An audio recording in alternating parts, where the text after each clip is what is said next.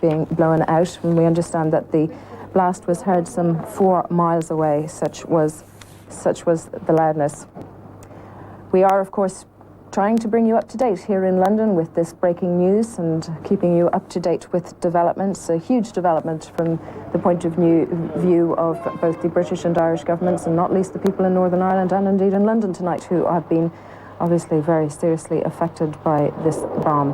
Again, no attribution to the bomb, no claim of responsibility as yet, but the finger of suspicion is pointing to the IRA because of a statement which was released from, quote, a reliable source in Irish radio. At 6 o'clock this evening, he received a report saying that there was that the IRA, with great reluctance, had decided to abandon their ceasefire. Within the hour, 7 o'clock, that is 2 o'clock Eastern time, a bomb exploded in East London, and we understand a number of people have been seriously injured. Fire brigade and rescue services are at the scene at this moment, trying to rescue, we understand, people who may have been trapped in the explosion. If you just bear with me at a moment, I believe that we are able to talk to an eyewitness who was at the scene of the explosion, Charlotte Wilson. Hello, can you hear me? Hello, yes.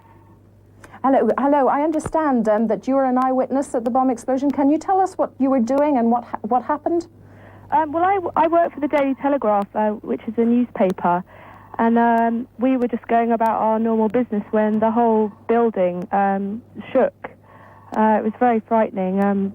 The floor in the building actually shook underneath our feet, and all the dust came down from all around the building, and we saw smoke. There was no shattered glass here, but the explosion was quite close to where we are here. And the explosion, we understand, occurred at the Docklands Light Railway Station. How could you quantify it in a distance? Is it less than 5 minutes away, or is it a walk away?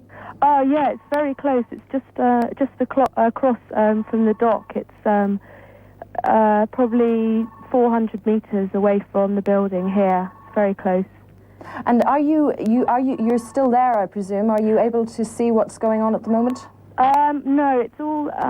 We are actually up very high here, but you can't really see. There's still quite a lot of smoke about. Is it possible for people to go outside, or has the area been sealed off? The Isle of Dogs has been completely sealed off, and people can't leave the building that I'm in, and I presume nowhere else either. So no one can leave. Now there are no reports, as we understand it, of casualties in your building. No, none here at all. No. And again, no warning. Did you have any warning? Obviously not, of anything like this. No, nothing whatsoever. No. And how have people been reacting to the bomb explosion? I mean, it's been a while since there have been attacks such as this in London. Well, in this building, initially people were obviously very frightened. It felt so strong. It felt like it was in this building. So people were running around. But I work for a newspaper. Of course, the first priority is to sort out the story for the morning. So people are working very hard on that at the moment, which is taking their minds off the shock, I guess. And again, if you can just re-describe to us the moment when the blast shook. I mean, you were busy working away, I gather, and then suddenly all hell broke loose, so to speak. Yeah, I was actually facing a pane of glass, and I could see the glass sort of move sort of in and out, sort of 5 inches or so, a lot. And the building, we're on the 14th floor here, and we're up very high. We can see all over the city of London, and the whole building shook underneath our feet, and it was a very loud noise. As a journalist and as people working in the newspaper there, was there any expectation that this kind of thing could happen at all? I mean, it had been well known that the Anglo-Irish peace process hadn't been going as well as people would have liked. No, as far as I know, there was no idea that anything like this was going to happen in the near future. Everybody was quite relieved that the peace process was in progress. And relieved, I'm sure, tonight that nobody in your building appears to have been injured. Yep. Charlotte Elson, thank you very much indeed for joining us. I understand that in a few minutes we'll be able to talk to another eyewitness, and I'm just awaiting word at this moment whether or not we have Mr. David Sapstead on the line. Do we? We do. Hello, how are you? Fionnuala, hello. Where were you at the time of the explosion? In fact, I had just left the Daily Telegraph building here, which is in Canary Wharf. As you probably know, it's 50 stories, the largest building in London. And I had just left. We were aware at the time of the warning, ostensibly from the IRA, of a bomb at South Quay Station, which is about less than a quarter of a mile from us. And the police were clearing the area. It was about 7:07, I think, when there was a massive explosion, immediately followed by a smell that, those of us who have done reporting assignments in Northern Ireland recognised as a pretty large bomb, normally a fertiliser bomb. The entire building shook. There were clocks coming off walls and obviously alarms going off all over the place. As I say, the police were clearing the area at the time. We have reporters out there at the moment, and there are reports of about 100 injuries, but I understand the vast majority of those are just shock and minor cuts, so that there are only reports of 3 people with more serious injuries at the moment. Now, can I just clarify something, David? You said you were aware of a bomb warning and that it was from the IRA. Yes, I had a phone call at about 6:15, I suppose, our time, from an Irish news agency that was saying that, were inquiring, in fact, whether we had had any word of this on our side of the pond, and they were saying, and he named South Quay Station, which is in Marsh Wall. It's a very new development around here in the Docklands area, the old Docklands area, which is being revitalised. And we immediately phoned, our crime reporter phoned. In fact, he was saying that he thought in the short term the ceasefires would hold, as most observers here did, which is why I must reiterate again, this is quite a surprise, and it seems even to have taken Sinn Féin by surprise. So the only hope you're saying that we can take from this tonight is that perhaps it is a small breakaway group that's responsible for tonight's bombing, and that the leadership of Sinn Féin IRA is still basically committed to continuing the ceasefire. Well, that's a question that will have to work itself out in the coming hours and the coming days, and we will not know that until... we can get out of the area. The police cordon, I understand from our reporters on the scene, is being extended now. There's always obviously the risk of secondary devices there, although there's no indication of yet that there is one at all, but the police are extending the area. The area itself is of course mainly office blocks, and luckily it was at 7 o'clock our time in the evening. Had it been an hour earlier, one could only shudder to think of the results. Nobody has at this point claimed responsibility, is that correct?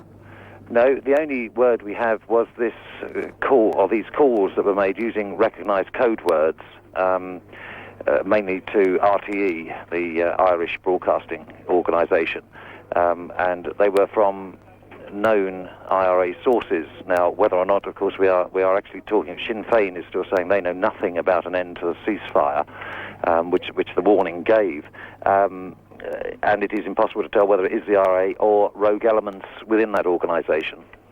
Now, we understand, David, that there are some 100 walking wounded, at least 2 to 3 people seriously injured, 6 or 7 people taken to hospital at this stage. How is your knowledge of the area good enough to tell us about the hospitals in the area? Are they well equipped enough to cope with something on the scale of this? Yes, the London hospitals are obviously geared up for major emergencies such as this. There is a very large hospital not all that far away in East London that is very well capable of handling them, and in central London, obviously some major teaching hospitals. So I think if there are any serious injuries, they will be very swiftly and well dealt with. And although, as you say, the number of serious injuries seems to be very small at the moment, though we're obviously still at the scene and trying to find out more. Do you think there was any strategic reason for planting what we don't know quite is a bomb yet, but may well be a bomb, certainly for the explosion to take place in the area in which it did? Believe me, I've been in bombs in Northern Ireland before, and it's a bomb. Why this area? Because simply I do think that the timing of it and the fact that it is a vastly mainly office blocks in the area, indicates that a desire by whoever planted this bomb to minimise injuries, and the fact that the warnings were given. It's an area, as I say, being redeveloped with some very sort of high-tech looking buildings in it. You can actually see the pictures going around the world. In November '92, they did plant a 1,000 pound bomb outside our building, which, as I say, is the tallest in London. Fortunately for us, it didn't actually go off, but the tallest building, well, it is the second tallest building in Europe, the picture of that with all its windows blown out would obviously have gone all around the world, and one can only assume that was the intention on this occasion too. If you're going to do something, do it so that it looks good in pictures. David, if I could for a moment just draw on your journalistic experience, because obviously you have covered this story in Northern Ireland and before. The reaction of John Major tonight, the British Prime Minister, has described it as an appalling outrage. From your perspective, are you able to comment on where you see that this leaves the peace process? Well, I mean, it must be disastrous news for everyone, and I do mean for everyone, including people within the nationalist movement who were anxious to reach. Will end at 6 o'clock. The explosion in London's Canary Wharf area came just after 7 o'clock. It was the moment that everyone feared as the Ulster peace talks plunged further into deadlock.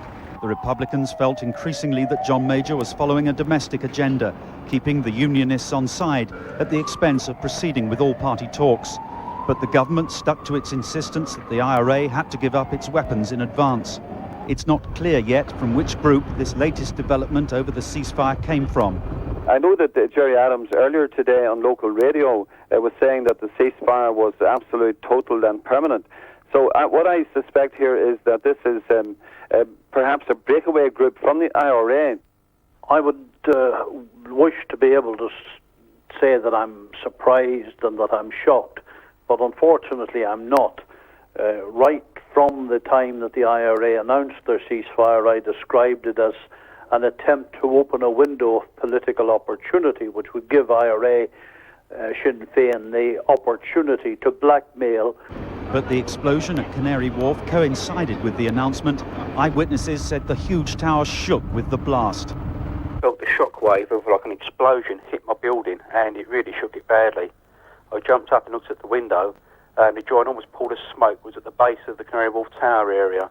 And now I can see nothing but lights from emergency services heading in that direction. London Fire Brigade sent 20 engines into the area and said 80 firefighters were dealing with the incident. Tim Friend, Sky News. Well, John Major has tonight condemned the East End explosion as an appalling outrage, and he said that we will pursue relentlessly those responsible for this disgraceful attack. He's called on Sinn Féin and the IRA leadership to condemn those who planted the bomb immediately and unequivocally. And he said that it would be a tragedy if the hopes of people for lasting peace were dashed again by men of violence. This atrocity, he said, confirms again the urgent need to remove illegal arms from the equation. Well, that explosion at South Quay area tonight on the Isle of Dogs actually happened at 3 minutes to 7 o'clock. A British transport spokesman says that, in fact, the station there had been evacuated about 20 minutes before that. There'd been a warning telephone call to a newspaper in Belfast. We understand from Scotland Yard there are about 100 walking wounded as a result of the explosion. 2 or 3 people are more seriously hurt. They include a 5-year-old girl with facial injuries, apparently. Office workers spoke of an enormous explosion which shook the wharf. One man said, "We heard an almighty thud. All the windows shook. It shook the entire building. Doors were blown off their hinges and the walls shook."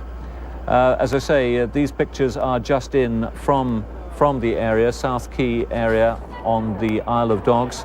There are about 20 fire engines there, 80 rescue workers, and people are still being brought out.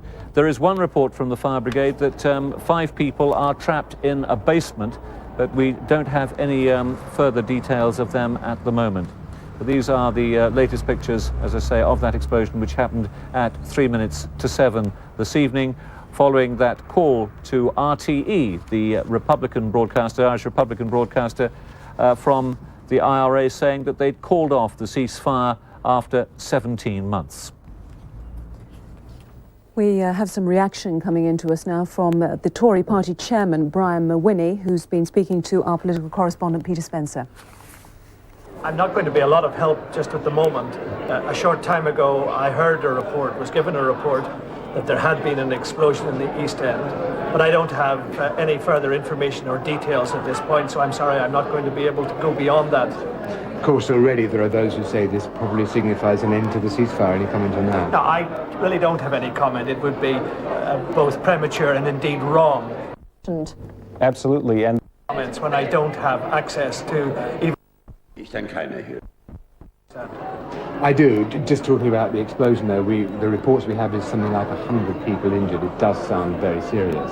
Well, I don't have access yet to those reports. You've got more information than I do, if that's the information that you have. But I have no doubt that I will get further information during the course of the evening. That was Brian Mawhinney speaking a few moments ago.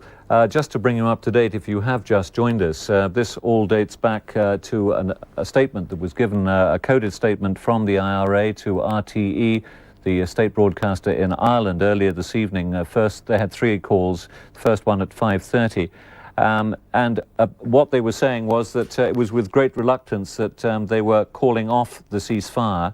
They blamed, of course, the British government. The quote was, "Instead of embracing the peace process, the British government acted in bad faith, with Mr Major and the unionist leaders squandering this opportunity to resolve the conflict. Time and again," they said, "over the last 18 months, selfish party political and sectional interests in the London Parliament have been placed before the rights of the people of Ireland." Dr Paisley has condemned the explosion tonight. He said, "I regret that the British government didn't realise that terrorists are terrorists. Until they bring forth fruits for repentance, they cannot be trusted. Unfortunately," he said, "the British government trusted them, and those of us who said be cautious, take care, watch, be wary, don't lower your guard, were labelled as anti-peace men." Well, we're joined on the line now from Belfast, I believe, by Eamon Malley. Good evening to you, Eamon. Hello there. First of all, are you surprised at this announcement from the IRA, or do you think it's a breakaway group? Well, a number of things have to be said about this. Number one, the statement accompanying this is the normal statement with Army Council clearance. Second, of the multi-sided dispute, feel that he's already made concessions, he's waited too long, he should have pressed harder on the British, and so on. So there are good questions to be asked about who Gerry Adams represents and how much control he... RSP. So those codes are authentic in terms of what we know in Northern Ireland. Now, in terms of the statement itself, the statement spells out the resolution of the conflict in our country demands justice. It demands an inclusive negotiated settlement. Set aside the terms of the IRA ceasefire.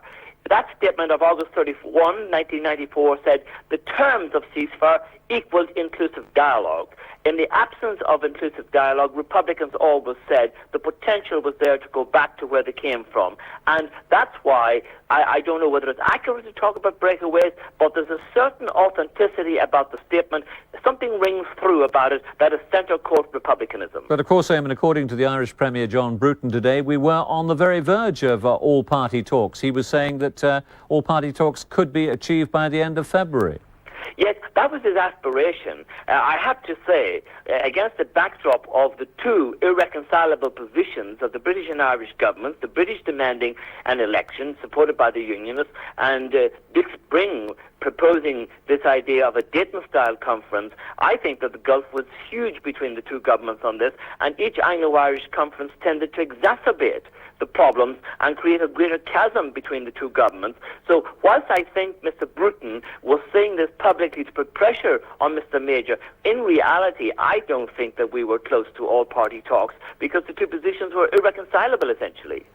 Do you think that the outbreak of violence that we've seen tonight and the apparent end of the ceasefire has undone all the good of the past 17 months, or can the situation still be rescued? It all depends on whether there's a willingness there to rescue the situation. The bottom line is that sometime, somewhere along the way, people will have to come back to the table. I mean, to say there's going to be no other solution. In fact, out of the IRA's own mouths along the way during research that we've been carrying out, in fact, the thesis promoted by Gerry Adams right along the way was that dialogue ultimately is the only resolution. So no matter what happens, I think they'll have to come back to talk someday. It does seem a great shame, doesn't it, when we were at one point so close and now it seems it may have all gone down the drain. Well, I listened to Michael Mitz and people like that this evening, and clearly there's the whole thinking in British government circles has changed gear. And I think that now the security services are going to have to rethink their position. Are they going to continue the current approach, de-escalating per se in Northern Ireland, or are they going to return to where they were some 2 years ago? I think that there's a major challenge for everybody now. Classic movies. He helped lay the groundwork for open ceasefire was always subject to what the IRA would do. So we have got a conundrum here tonight. Well, I mean, the problem was well explained by Andrew Hunter of the Northern Ireland Backbench Committee a little earlier. He was saying, well, really, we'll have to wait a little to see whether this is the whole of the IRA, Sinn Féin saying no to the ceasefire, or whether it is just a breakaway group. There's got to be a sort of period for reflection, which is very difficult when violence is breaking out all around. Well, I have to put it to you. I mean, to say, when we got the first whiff of this particular development this evening, I did a series of phone calls to a number of people who would be very, very serious people within the Republican organizations, and there was a big element of surprise coming across. And we're pretty seasoned. We've been around a long time following this story, and certainly an awful lot of them seem to be surprised with this development. And I think that is giving rise to the speculation that this particular development may not have been central court. But I would argue, studying the statement which was issued this evening, studying the ceasefire statement, setting it against the reality that anything like this which happened in London tonight would not be just done at a whim, that would be well planned in advance, and it's a reality that ever since the ceasefire, the IRA structures were fully in place in Britain, the materials were all there, so the potential was there to resume, to go back. Before Christmas, there was a very, very grave worry that this was going to happen. Mitchell came, and then you had got the banding together of nationalism again, because Mr. Major and the Unionists appeared to be lining up against the totality of Irish nationalism, and people felt, as a result of that there was a safety valve there which would militate against any return to violence. But the one thing, if the IRA are involved, the one thing one must never lose sight of is this organisation is totally unpredictable. And the last point for the moment, Eamon, how do you think the security services in Northern Ireland are going to be reacting? I suspect that they're going to immediately gear themselves up. I suspect all plans of de-escalation, reduction in numbers, all of those things will be set aside immediately. And I think we'll be probably back to a ring of steel very soon, if this comes back to Belfast.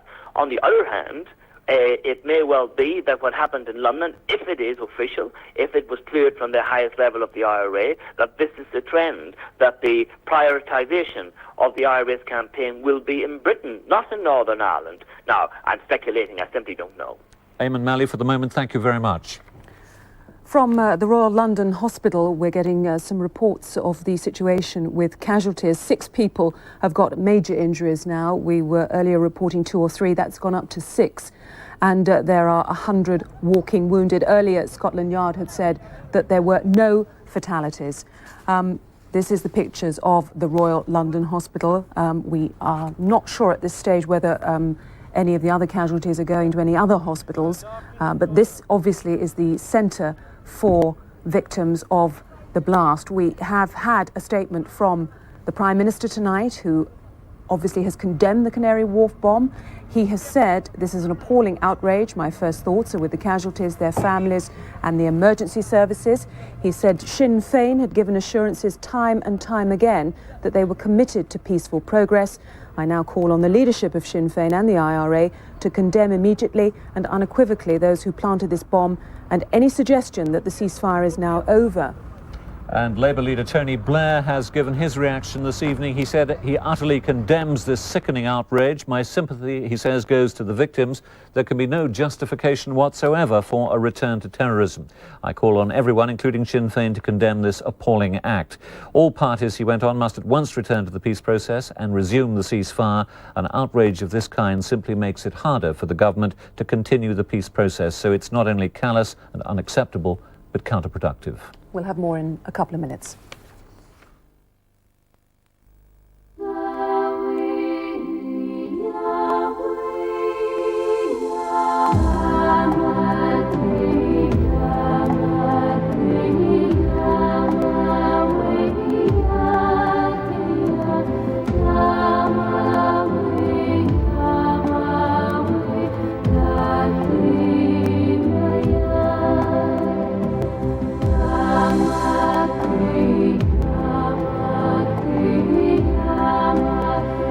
Sometimes the simplest way to get things done is to strip down to the bare essentials. It's a belief we share at Cheltenham and Gloucester.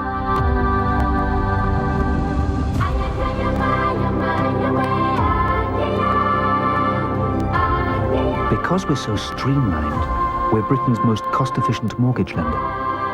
Mortgages from Cheltenham and Gloucester. We're run to make you richer.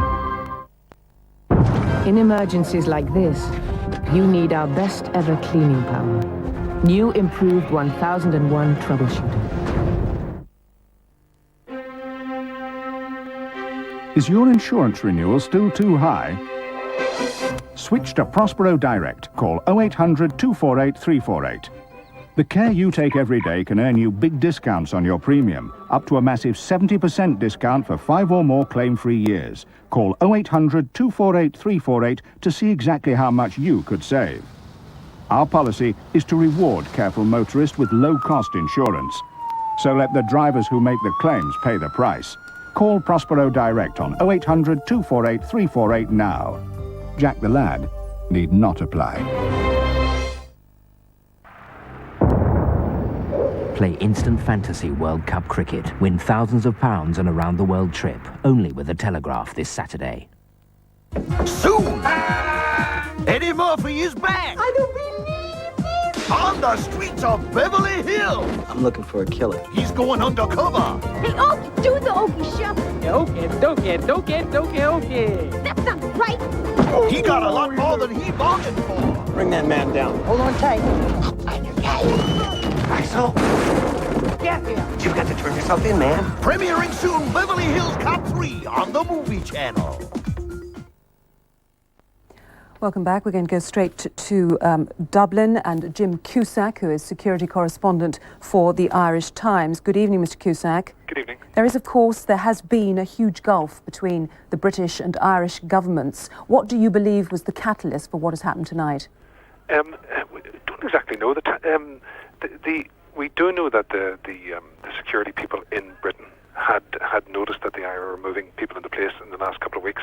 There was one report of that, quite a good report last week, and it looks as though there has been a break or some sort of split in the IRA, with one element suggesting that the only way to move their political arguments forward was to bomb London, and the other saying that no, they had to stick by the ceasefire and stick by political means.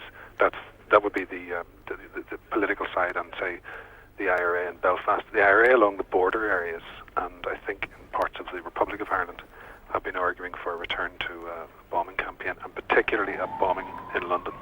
When the RUC Chief Constable warned last weekend that if the IRA did return to violence, they would do it in mainland Britain, did he have some signal? Had he heard some word, do you think, that this would happen? Yes, I mean, they've obviously had...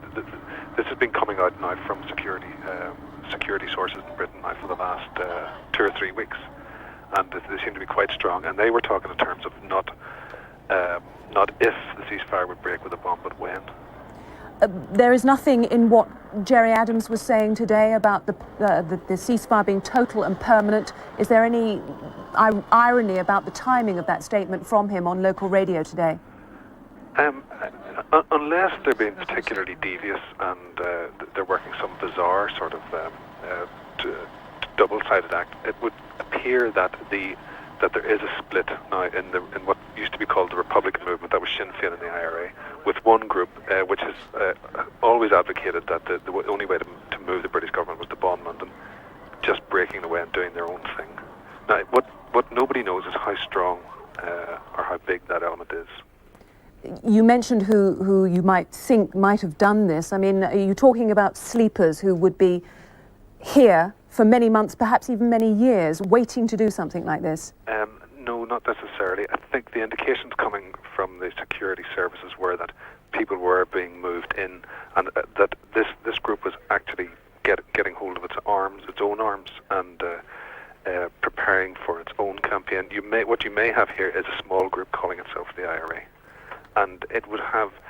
There's always been a publicly dissident Republican political party here in the South, Republican Sinn Féin, and there's no indication today that that it's emerging as being associated with this group. But there has been some suspicions that some IRA groups were breaking away and were moving towards them.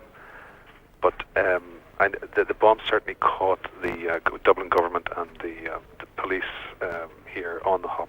But a blast like this, a bomb of this sort, must need a lot of organisation. It can't just be set up within days, can it? Oh no! I mean, you're talking about a couple of dozen people, from the people who assemble the bomb, build the equipment, transport it to London, move it. These are all different people doing different jobs. There's maybe 20 people involved in this. If this is the start of a campaign, do you see that it would be entirely based on the mainland, or do you think that violence would begin again in Northern Ireland itself? We don't know yet, but the big worry is that there will be renewal of violence in the north. Inevitably, there'll be attacks on the security forces in the north. They've always been the prime target. And if that happens, the big worry is that then the loyalist paramilitaries will call off their ceasefire. We just don't. We don't know exactly yet. We do know that there were. All we know is that there were fears that there would be a bomb attack in London, that it would mark the end of a ceasefire. But we don't know. We know the Senator George Mitchell, who had the decommissioning commission here reported last month, did warn of a split in the Republican movement, and it appears that the Americans knew something as well.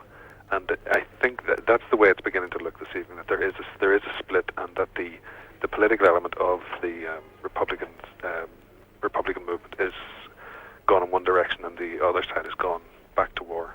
So apart from this one statement that we've had about the Sinn Féin not knowing anything about this, how long do you think it will be before there will be a more considered response from them? I'd say they'd be in a complete funk, a bit like the rest of us tonight. And I don't know if you'll get a considered statement.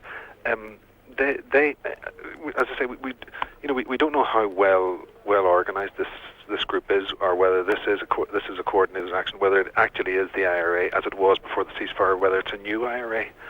So if there is a split, it could quickly move to internal violence within the Republican movement. That's the inevitable, the historic consequence of what happens on these occasions. You'll know if there's a split that because there will be feuding, people will be, guns will be produced at meetings and things like this, and you will know fairly quickly whether it's a split or whether it's the coordinated action of the entire Republican movement, Sinn Féin and the IRA. That'll be evident on the surface, but not for some weeks probably. You'll begin to hear reports from incidents at Republican meetings and that sort of thing, and it'll take days, or maybe it'll be into next week before we can actually read the situation clearly. This has completely caught people in Dublin on the hop tonight. Garda headquarters and the Department of Justice here were completely taken by surprise. The first they knew about it were from calls from journalists, and they are usually very well keyed in. Jim Cusack of the Irish Times, thank you very much indeed for talking to us this evening. And we can bring you the latest pictures from the Royal London Hospital in Whitechapel, where the victims of this bomb blast have been taken. It happened, you'll recall, at South Quay Station on the Docklands Light Railway on the Isle of Dogs just after 7 p.m. We understand that 6 people have major injuries and there are about 100 walking wounded. It could, by all accounts, have been a good deal worse, because the station was cleared 20 minutes before the bomb went off, thanks to a warning telephoned to a newspaper in Belfast. But as I say, this is the scene at the Royal London Hospital. 6 people with major injuries and 100 walking wounded. Well, for more reaction on the breakdown of the ceasefire, I'm joined now on the line by Bernard Purcell, the London editor of the Irish Independent. Good evening to you, Bernard. Good evening. Has this taken you by surprise? It's taken everybody by surprise. At the back of our minds, it's always been our worst fear that with what appears to most of us have been covering this as a stalemate, that this could happen. Somebody could actually engage in this level of brinkmanship. And for a long time, the Irish government has always insisted that it has been trying to create a vacuum happening in the peace process, hence the need for momentum, hence the need for a drive towards talks. And certainly events of the past couple of weeks have certainly convinced the kind of people who've always thought that the way towards talks is through violence, or the way towards their political objective towards violence is that they should perhaps have the upper hand. Whether or not there's a split, no one can say at this stage. Now, of course, in the message from the IRA to RTE tonight, they say instead of embracing the peace process, the British government acted in bad faith, with Mr Major and the unionist leaders squandering this opportunity to resolve the conflict. Do you think that Mr Major pushing the idea of elections was the tripwire for the violence, or if not, what was? I think assuming that this is the IRA, and everything seems to point to it, there's very compelling evidence, assuming that this is the end of the ceasefire, it would not just be a question of elections, but a fairly cumulative process. The longer that Sinn Féin, and indeed the IRA, has had to wait to go into talks, the more delicate the position of those who've advocated going into a constitutional political settlement, people like Gerry Adams and others, the more delicate their situation has become. It's one of the reasons that the Irish government has always insisted that you have to move to talks, you have to try and build some dynamic in these. So the elections, certainly to the minds of more extreme Republicans, it would have been the straw that broke the camel's back, but the Mitchell report was welcomed by many, and certainly many people in Dublin, and certainly the Irish government, hoped that this would have provided a very expedient way forward for the British government to initiate all-party talks. Briefly, Bernard, it's very early days, I know, but do you think that this really is the end of the ceasefire, or can something still be patched together? It could be a very dangerous game of poker, but the hope is that people will not raise the stakes. It could actually lock Mr Major into a position whereby he could not now contemplate going into talks with Sinn Féin, and it could see an escalating spiral of violence as people try to raise the stakes all the time. So I do not know. Bernard Purcell, thank you very much indeed for joining us. Well, joining me now on the line is the Reverend Ian Paisley, leader of the Democratic Unionists. Good evening, Reverend Paisley. Good evening. Ken McGuinness is not surprised. He told us a little earlier. Are you? No, I'm not surprised, but I'm sorry that so many people were gulled into believing the lies of the IRA and Sinn Féin that there will be no return to violence. There will be no return to violence when those who have the weapons of terrorism and violence surrender them.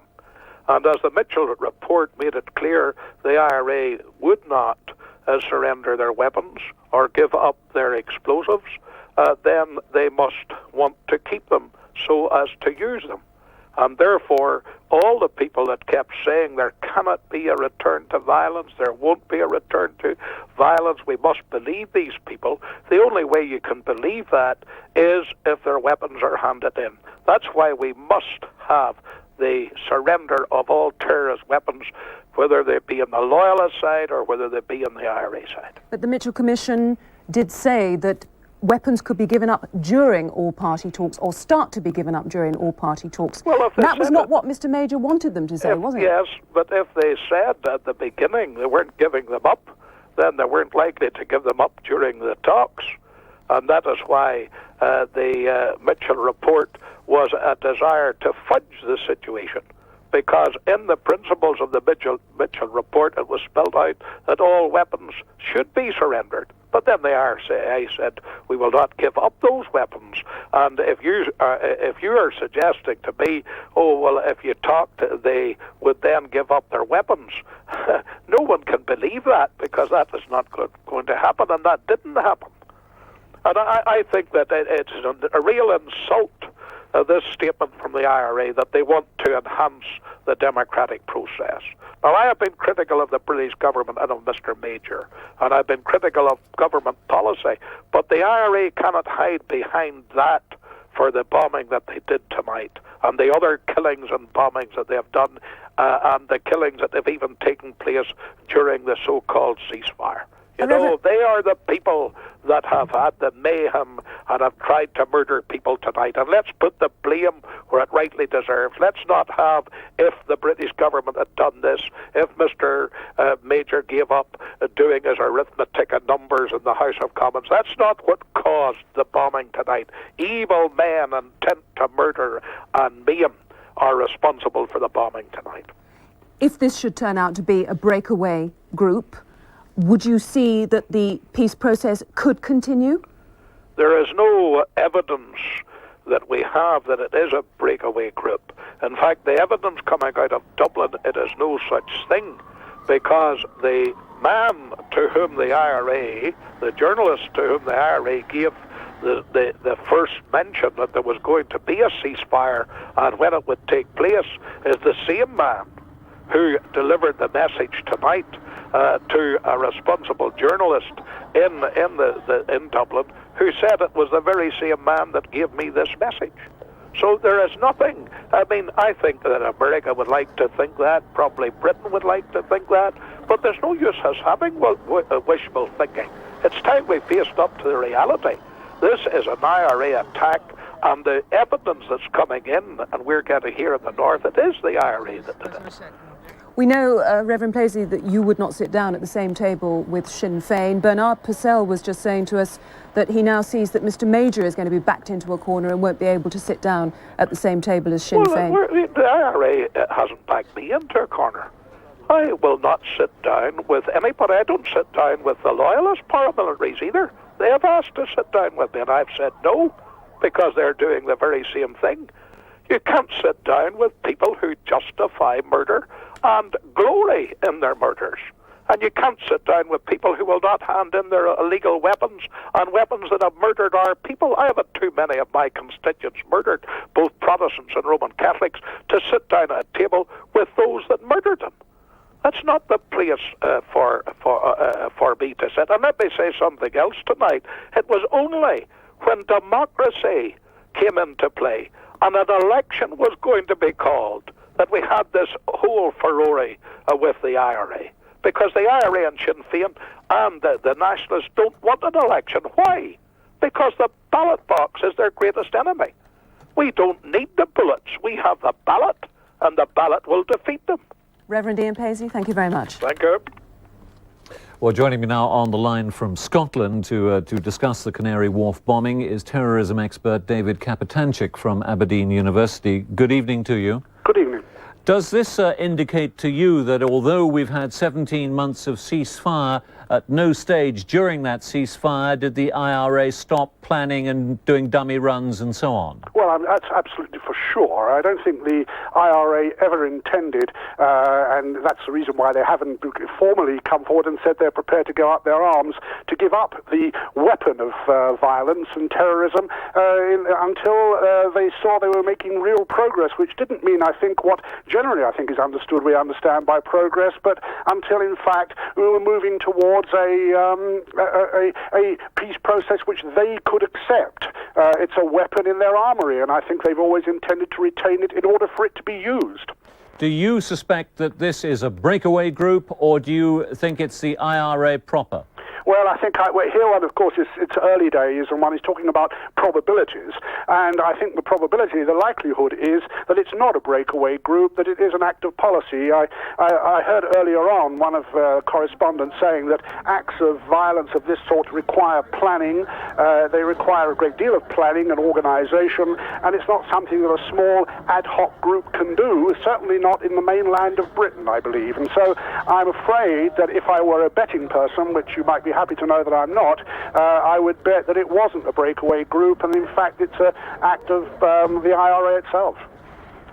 What sort of a group, would this have been a cell that had been over here for many months, or how would this have been carried out, do you suspect? Well, I suspect much as they were in the past, they've been pretty dormant, and although we heard earlier on, I think from Andrew Hunter, that the security forces have never relaxed their vigilance, I think inevitably over the period of 17 months with the bans on travel and so on being lifted and much more sort of relaxed atmosphere there's been in the mainland, especially in relation to terrorism, then I think it hasn't been all that difficult for these groups to simply lie low and are able to mount it without too much, I think, difficulty. It's probably been a lot easier, in fact, than it was in the past to carry out an act like this. Indeed, ironically, the ceasefire has facilitated the planning of this kind of a bombing. I would have thought so, yes. So it seems. Do you think that this is going to be the first of a wave of mainland bombings, which are generally perceived, aren't they, as being much more effective than those with within the province? Well, I think, again, it's a matter of probabilities here. We're talking about the likelihood. I think they would be most reluctant, I think, to resume the sort of activity that we saw in the past in Northern Ireland itself.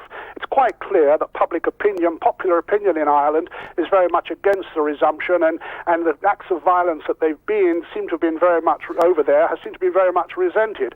The mainland, of course, is a very different situation, and I think what we're likely to see is perhaps not a sustained campaign, but whenever, and this has been the fear of the British government, the authorities all along, that whenever there appears to be a sort of impasse in the negotiations, and they are difficult and they're bound to go on for a long time, and there are bound to be ups and downs, whenever there is an impasse, the weapon of violence is there for them to use. David, very briefly, what is your assessment of what arms they have in Semtex?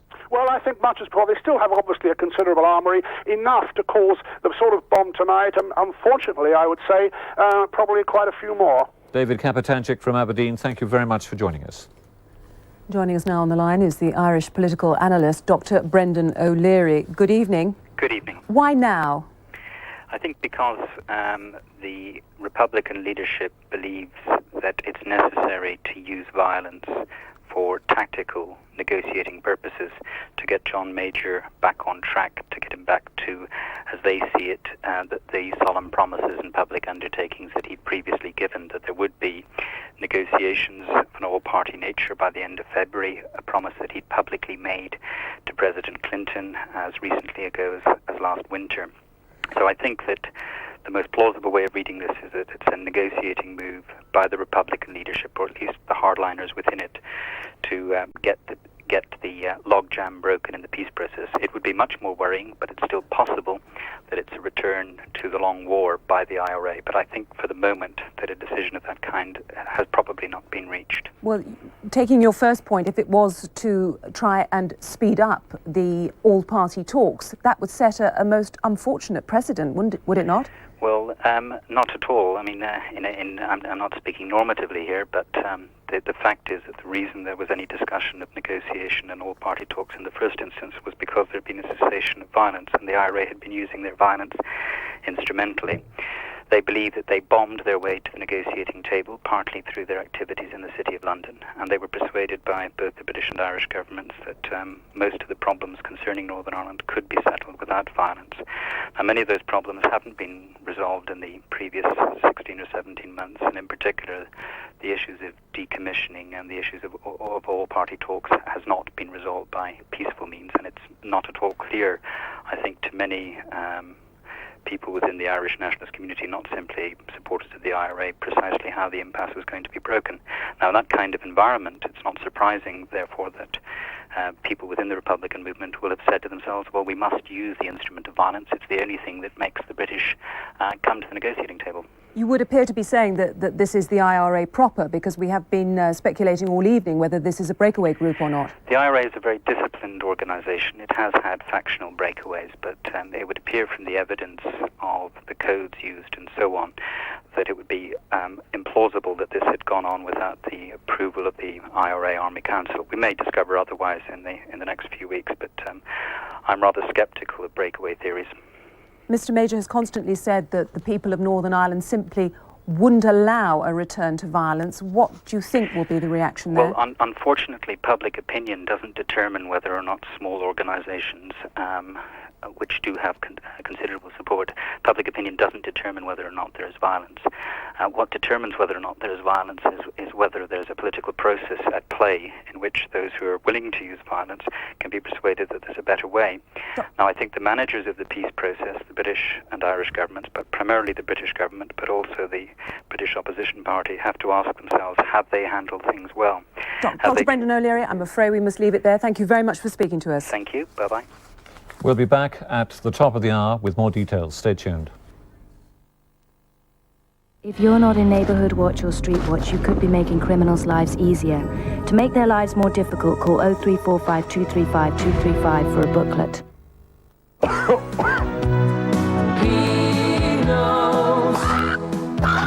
For coughs, Beano's is all you need to know.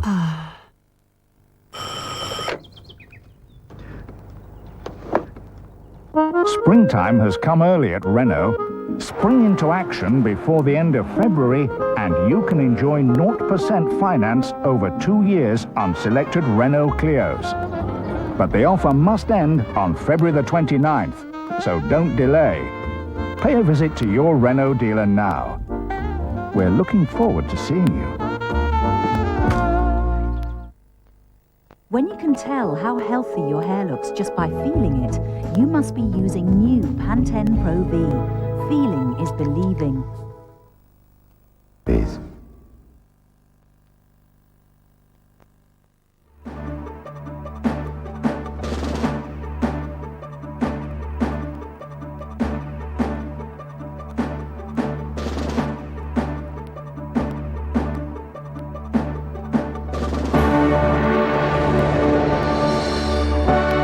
This is Sky News, part of the Sky Television Network. More than 100 injured as huge blast rocks Canary Wharf in London. The IRA is reported to have called off its ceasefire. The attack's an appalling outrage, says the Prime Minister. This is World News and Business Report with Laurie Mayer and Vivien Creegor. Good evening. A huge bomb has tonight rocked a building in London's Docklands. More than 100 people have been injured. The explosion came minutes after a report from Dublin that the IRA was ending its 17-month ceasefire. A coded statement claiming to be from the IRA leadership was telephoned to the Dublin newsroom of RTE, the Irish state broadcaster. It declared that the IRA leadership was announcing with great reluctance that the complete cessation of military operations will end at 6 o'clock. The explosion in Docklands came just before 7 o'clock. The bomb went off in an underground car park. The Prime Minister called it an appalling outrage and said, "We will pursue relentlessly those responsible for this disgraceful attack." The IRA calls such attacks spectaculars, bombs which strike prestige targets on the mainland. And Canary Wharf, Europe's tallest office block, fits the bill exactly. At 6 p.m, police received a coded warning that there was a device in the South Quay area of Docklands. At 7 p.m, the bomb went off. Felt the shockwave of like an explosion hit my building, and it really shook it badly. I jumped up and looked at the window, and a ginormous pool of smoke was at the base of the Canary Wharf Tower area, and now I can see nothing but lights from emergency services heading in that direction. The London Ambulance Service said there are at least 100 walking wounded, with 6 people more seriously injured. Casualties are being taken to the Royal London Hospital in Whitechapel. Political reaction has been swift. I know that Jerry Adams earlier today on local radio was saying that the ceasefire was absolute, total and permanent. So what I suspect here is that this is perhaps a breakaway group from the IRA. I would wish to be able to say that I'm surprised and that I'm shocked, but unfortunately I'm not. Right from the time that the IRA announced their ceasefire, I described it as an attempt to open a window of political opportunity, which would give IRA Sinn Féin the opportunity to blackmail. John Major has condemned the bomb blast as an appalling outrage and has called on the Sinn Féin leadership to condemn it. Without that condemnation, the peace process has exploded too. Adrian Pitches, Sky News. Well, joining us now from Westminster is our political editor, Adam Bolton. Good evening to you, Adam. Good evening. Is Number 10 and Westminster generally shocked by this development? Oh, absolutely. There have been universal expressions of outrage, and people have said how appalled they are. We understand that the Prime Minister, who was planning to spend the weekend in his constituency, may well be heading back to Downing Street to take command of the situation. It's worth noting, too, that to add to his statement, we've now had one from the Taoiseach, the Irish Prime Minister, John Bruton. He says this resumption of violence by whosoever organised is entirely unjustified. I condemn it without reservation. It's damaging to the interests of all the people in Ireland. I call on those, all those who may have any influence for this appalling act to use that influence to ensure that no further act of violence takes place. So I think it's fair to say at this stage the universal political reaction both in Dublin and in London is to hope that this is a one-off and that the process can be kept on the road, although of course John Major has already made that demand to Sinn Féin to condemn immediately what has taken place this evening. Does the government believe that this is indeed the IRA as such, or that it's a breakaway group? Well, I think it's really, frankly, premature to discuss that. It's certainly, we do know that the head of the Royal Ulster Constabulary was saying that he thought that there could be elements within the IRA who would like to return to violence. So whether or not this is a breakaway will depend on how the IRA and Sinn Féin react now. I think at this stage, clearly these statements suggest that they don't, as it were, think that necessarily this action was ordered with the agreement of the Army Council of the IRA, the full agreement of the Army Council and the political heads of Sinn Féin. There's a hope this may be a one-off, but not necessarily a breakaway, if you see what I mean. How do you think the security situation is going to be affected on the ground? Well, I think undoubtedly we're going to see absolutely intensive police activity on the mainland, because it's clear that whoever this is once again targeting mainland economic targets. Initially, I wouldn't necessarily expect that we would see the reimposition of the orders restricting the movement of named terrorists and also the broadcast ban. But I think that could follow fairly swiftly unless Gerry Adams and Martin McGuinness do actually come up with some very, very positive footwork.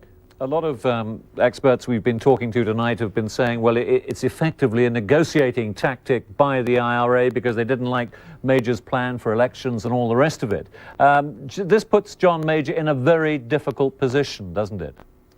Well, it only puts him in a difficult position if you believe he has been acting in bad faith at the behest of the Unionists, if you believe that he genuinely felt that an elected convention offered an alternative way to getting round the roadblock of starting decommissioning, then I don't think he is necessarily in an awkward position.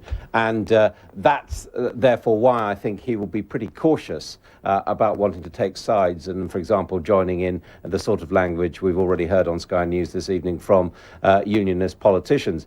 The problem with this peace process is effectively that Dublin and London were no longer seeing eye to eye, that they were publicly coming up with very different proposals. And clearly at that point, elements in the Republican side have taken the decision that they better show that they mean business. But I would very much doubt whether this is going to help the Republican side in negotiations. It would seem to me to make it much more difficult for British ministers and above all for the Prime Minister to approach getting around the table with the likes of the command of Sinn Féin. So very briefly, Adam, you don't see there being any change effectively in John Major's stance despite this outrage? I certainly don't think there's any political alternative but to be standing up very firmly to this violence. And in that sense, he's not going to give way now. Adam, thank you very much for the moment. Joining us on the line now from Belfast is Sky's correspondent there, Gary Honeyford. Gary, is it believed that this could be the beginning of a concerted campaign or just a one-off? Well, at this stage, obviously, there is so much speculation, it is unclear just what all this means. If I can point to a couple of sentences to pick up on the points that Adam was making. A couple of sentences in the IRS statement read, "The resolution of the conflict in our country demands justice. It demands an inclusive negotiated settlement." Now, that could be taken in one reading as meaning they are not saying that the peace process is over, and might, in a way, back up the point that has been made by certain commentators that this could be a one-off as a negotiating tactic. It is impossible to know that at this stage. The one thing that appears to be firming up is that Sinn Féin have been caught relatively unawares by all this, if not completely unawares. We've just heard that Gerry Adams has issued a statement in which he has made a plea for calm, and once again called for substantive negotiations. The Loyalist paramilitaries as well have made a similar plea. They say that it's time for calm heads. In terms of just what this was meant to achieve, I think it's going to take time for the dust to settle. Obviously, the prospect of having to wait for another similar act is not one that is appealing to anyone, but that, in a sense, would answer one way or the other just what this is all about. But it would seem that it could well back Mr. Major into a corner, doesn't it? Well, in many ways, Mr. Major is in a corner. He has taken a particular line which diverges from what the Dublin government want. But that line had been taken presumably on the basis of intelligence which said that at this moment in time there was not an intent on the part of the IRA to return to violence. His problem in terms of evaluating what this all means in the scenario of violence is it a one-off or is it not? The Dublin government also seem to have been taken by surprise on all this, and they are criticising it along the same lines as London are. But just where Mr. Major goes with it is difficult to say. I think he, like many politicians here, will wait for the dust to settle and try and elicit some more information or some more reading of the situation from what Sinn Féin have to say. Well, when they come out with a more considered response, you mean? Yes.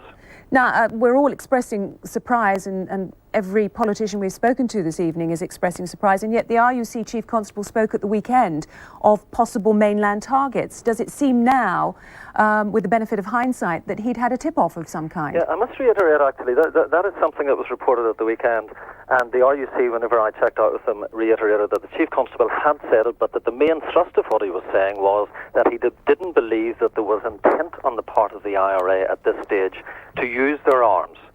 He was saying that if they did return to violence, that they would target the mainland, and I don't think that would come as a surprise to anyone. It was always going to be part of their strategy. It was before the ceasefires.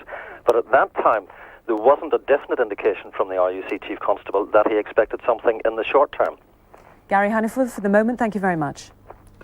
Well, tonight's bombing at Canary Wharf has been condemned by politicians in London, Belfast and Dublin.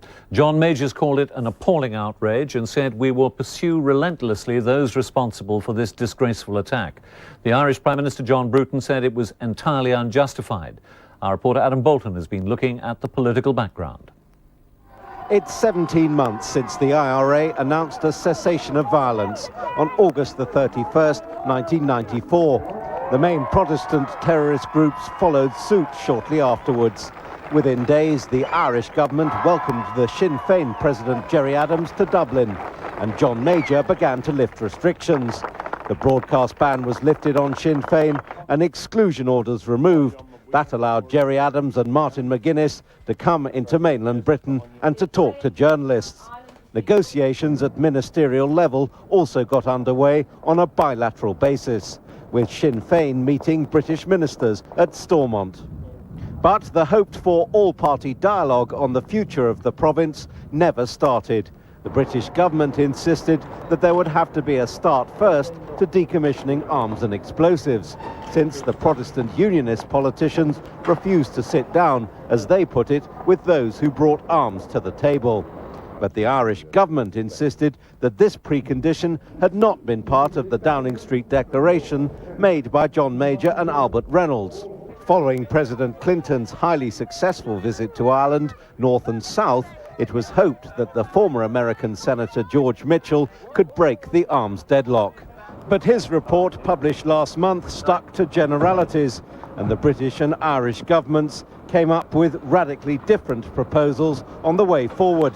John Major wanted elections for a convention of Northern Irish politicians to negotiate in a formal context. But the Irish government, now headed by John Bruton, saw this as bowing to unionist demands. Instead, the Irish Deputy Prime Minister suggested Bosnia-style intensive talks. The British were unimpressed. But before John Major and John Bruton could hold their hoped-for summit, the IRA struck again, returning to violence tonight. The hope which John Major now holds out in his statement is that the men of violence don't represent the whole of Sinn Féin and the IRA. He calls on their leaderships to unequivocally condemn the Canary Wharf bomb. Adam Bolton, Sky News, Westminster. Well, more than 100 people have been injured in that bomb blast at Canary Wharf, and a short time ago, the leader of the Democratic Unionist Party, the Reverend Ian Paisley, gave us his reaction. Now, I have been critical of the British government and of Mr. Major, and I've been critical of government policy, but the IRA cannot hide behind that for the bombing that they did tonight, and the other killings and bombings that they have done, and the killings that have even taken place during the so-called ceasefire. You know, they are the people that have had the mayhem and have tried to murder people tonight. And let's put the blame where it rightly deserves. Let's not have, if the British government had done this, if Mr. Major gave up doing his arithmetic and numbers in the House of Commons. That's not what caused the bombing tonight. Evil men intent to murder and maim are responsible for the bombing tonight. Well, joining me now from outside the Royal London Hospital in Whitechapel is our reporter Alex Crawford. Alex, what do we know, first of all, about the seriously injured? Can you hear me, Alex? I can now. I'll repeat the question. I seem to be having a few problems with my sound. I can't actually hear you at the moment, but I can tell you that we've been seeing scores of injured arriving here at the Royal London Hospital at Whitechapel Road. We counted about 150, most of them walking wounded, many with lacerations to their face, arms bandaged, many were limping. One who appeared to be either a policeman or a security guard had a huge bandage wrapped around his eye. We understand he may have got some glass in his eye. We understand that about 2 people are seriously injured. One is actually having surgery at the moment. The hospital has been told to expect a further 6 seriously injured and maybe up to 100 more walking wounded. So clearly a red alert situation here at the hospital. Alex, can you hear me now? I can. Oh, good. Of course, for these sort of situations, hospitals have special plans that they put into operation, don't they? That's right, and this one had just that. They had a major accident plan. They were what's called the first call hospital. That is the hospital nearest to the site of the explosion and the one identified as the hospital which would take most of the wounded. As part of this major accident plan, there were 53 nurses, doctors, clinicians, even security guards who were on standby should any major accident happen. As soon as an alert was put out, they were all paged, bleeped and told to come straight in. At the same time, there are a number of staff here at the hospital who are part of that major accident plan. They too were told to go on red alert and expect these hundreds of walking wounded. As it is, 3 medical teams are on site, one of whom is from the Royal London Hospital, and I'm told that at the moment there is a possibility of a second explosion. The police have told the hospital that there may be a chance that there is another explosion and they cannot get near to the site because of the safety precautions. Is it just this hospital dealing with it, Alex, or is there an overflow? Well, as I say, there are 3 medical teams on site. Only one of them is from the Royal London Hospital. So 2 other medical teams have been sent from other hospitals. But as far as we know, this is the main first call hospital, which is the first one in the front line to take all the casualties. Do you happen to know anything about reports that we heard a little earlier of people being trapped in the building? Not in the hospital, I mean obviously at Canary Wharf. I'm sorry, I wouldn't know about anyone trapped on site because I've been trying to monitor the situation from here at the hospital. We've been seeing ambulances arriving every few minutes. And in fact, one of the first seriously wounded people was arrived here in a member of the public's car. And certainly private cars have been arriving, taking wounded people here. As I say, one person, we understand, seriously ill, actually undergoing surgery at the moment. The hospital seems to be very well organised and we've been given regular briefings and I'll certainly keep you up to date on the progress. OK, Alex, thank you very much. I'm joined now from our Westminster studio by Marjorie Molam, the Labour Party's spokeswoman on Northern Ireland. Good evening to you. Good evening. This really is an appalling outrage, is it not? It is an appalling act of terrorism and it's a very, very sad night. It's a tragic night, not just for people in Britain, but especially those in Northern Ireland who have enjoyed the peace so much. Do you think this is the end of the peace process? I think that tonight what we have to do is think about the families of those that have been injured. But I think what is important is to welcome the statements by both Prime Ministers, both John Bruton and John Major, who've said their commitment to the peace process to find a way through, a commitment to continue to find a way to keep and bring peace to people in Northern Ireland will continue. I think that is a positive statement from both of them.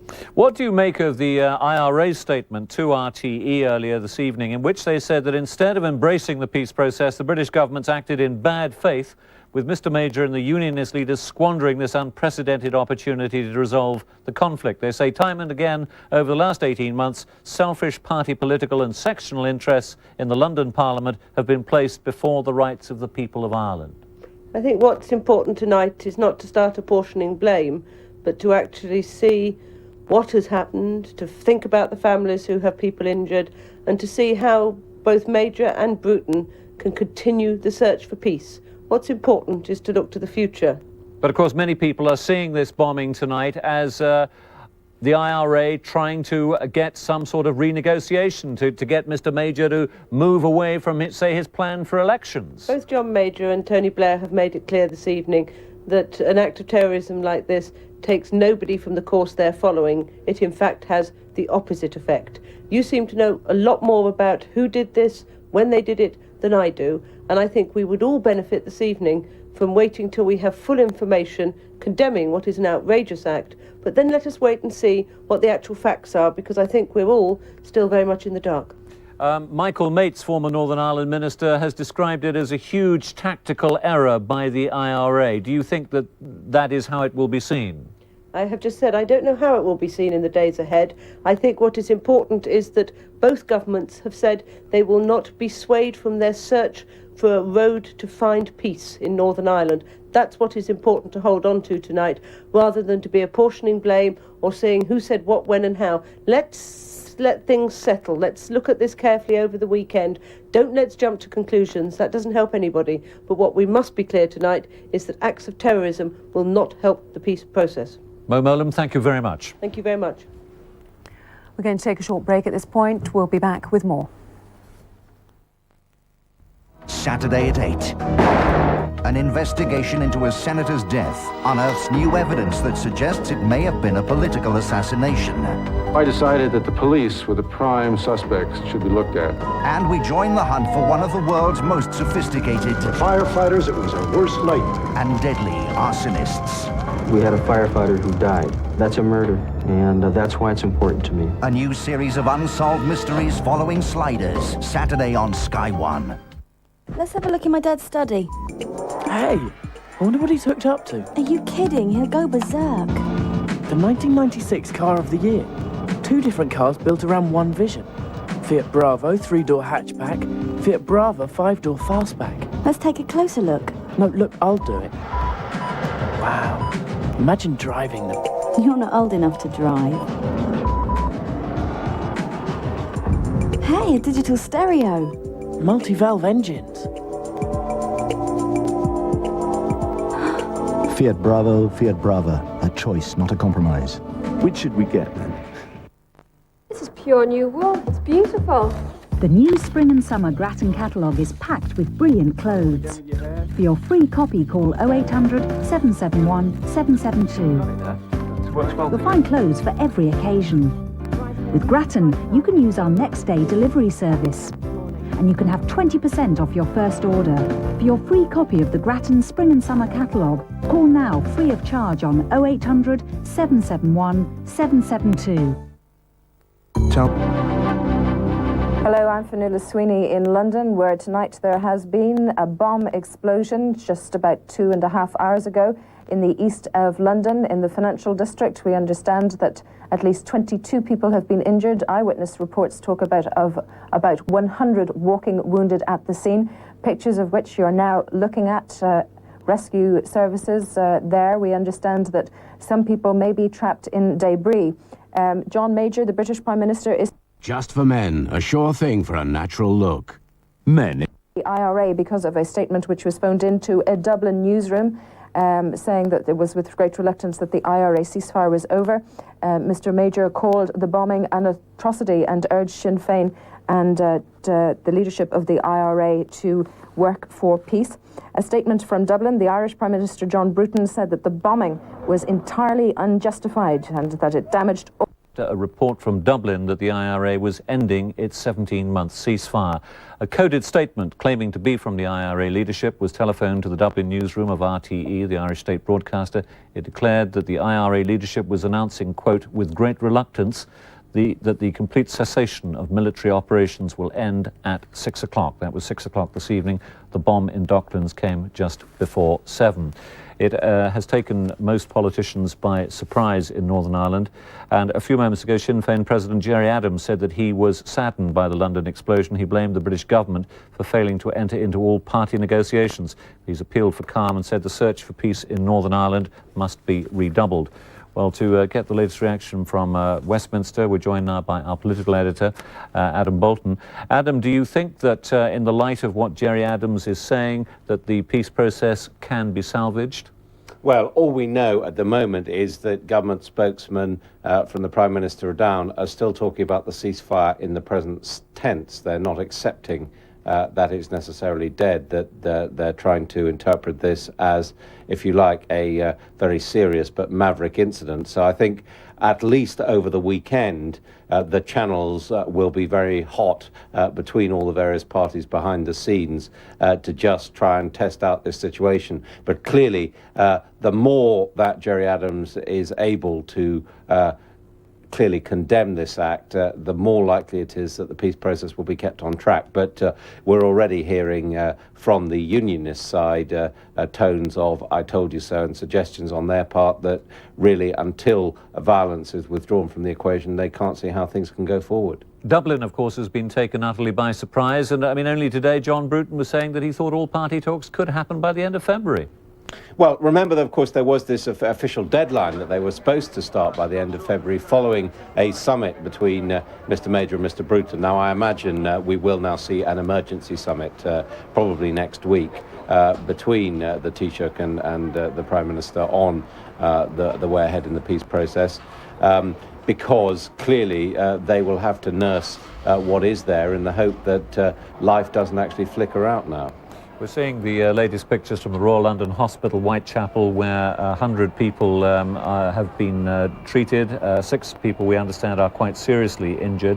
What do you think, Adam, is going to be the government's response as far as security measures go on the ground, both here and in Northern Ireland? Well, we've already had an announcement from the Royal Ulster Constabulary that they are going to reimpose the tight security. Presumably that means the searching of shopping bags going into the centre of town and the rest of it. It'll be interesting to see whether we see any use of troops in Northern Ireland. I would have thought that certainly the initial stages the government will do all it can to prevent the return of British troops to the streets in the province, because in a sense one of their hopes will be that even if this campaign continues, that it can be kept out of the province, because that is obviously where passions are highest. And once there's a return to violence there, then it would take probably years and rather than months to get back to any situation of normalcy. And of course, the great gain so far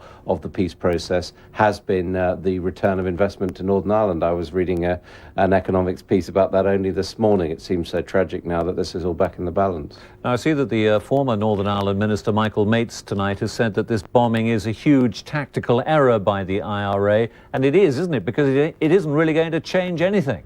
Well, look, it is clearly very awkward for them. After all, the Irish Deputy Prime Minister has just been in Washington trying to get support for his proposals for all-party talks, a kind of Bosnia-style negotiations. Now, it's impossible in this circumstance that the American government, even if they were going to, could come out and say, OK, let's give the nationalist side their way when the nationalists, an element of the nationalists, have returned to violence. So in that sense, it does stymie the process. It also makes it more difficult, puts off by more weeks and months the chance that either John Major can get round the table with Sinn Féin, or indeed that the Unionists would even remotely consider it. And it may well be, as it were, now that Sinn Féin, or at least Sinn Féin, have been tarnished by this act of violence, that even if there's no further violence, that all sides will have to agree to the election plan as the only way now of breathing life back into this process, because clearly the use of violence means that the prospect of people accepting that arms have been withdrawn from the equation has now disappeared. In the next few days, then, what's the mood going to be? It's going to be cool heads, assess the situation, and not start slapping broadcasting bans on and restricting people's movement? That would be my anticipation. The message we're getting from government circles is very much that they are, at the moment, obviously they're going to deal with the security implications of this incident, but they're not going to react with hot and angry rhetoric. They're going to try to pursue the political avenues as well as dealing with the security problem which has re-emerged. Adam, for the moment, thank you very much. Stay with us. We'll have lots more for you in the next couple of hours, so don't go away. We'll be back after this break. And if you're thinking...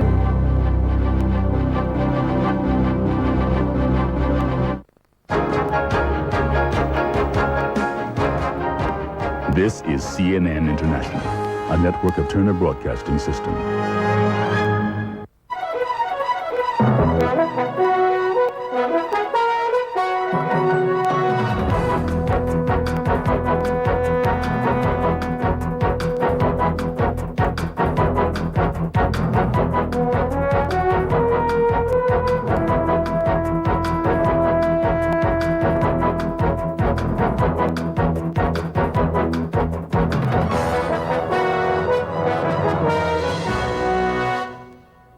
Surf's up. Because life is never quite what you expect, Allied Dunbar financial plans adapt to help you cope. Call us free on 0800 888 666 for more information. Allied Dunbar, for the life you don't yet know. Hello, welcome back. Let me just explain that our advertised coverage of the Joan Collins court case from New York, which was due to start now, has been put back until 10:30 this evening for obvious reasons. The IRA bombing in Canary Wharf. We'll bring you that, as I say, at 10:30. But in the meantime, we're going to continue with details of the bombing and the ending of the IRA ceasefire. Viv. And just to sum up, in case you've just joined us, a huge bomb has tonight rocked a building in London's Docklands. More than 100 people have been injured. The explosion came minutes after a report from Dublin that the IRA was ending its 17-month-old ceasefire. A coded statement claiming to be from the IRA leadership was telephoned to the Dublin newsroom of RTE, the Irish state broadcaster.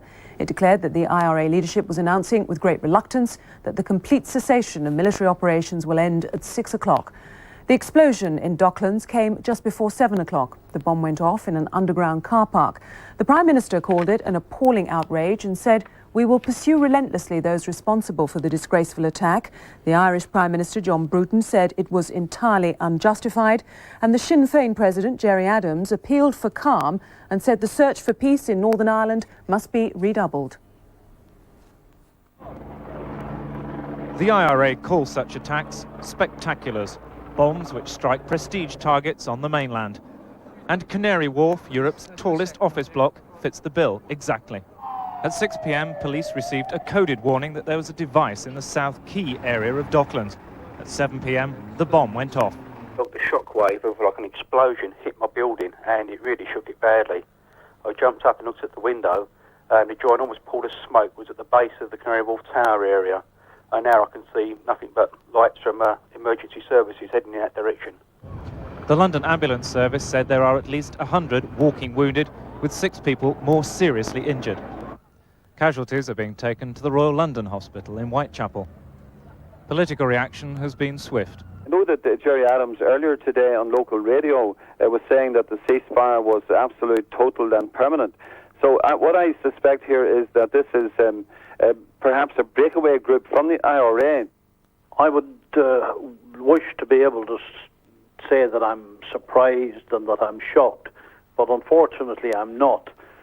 Right from the time that the IRA announced their ceasefire, I described it as an attempt to open a window of political opportunity which would give IRA Sinn Féin the opportunity to blackmail.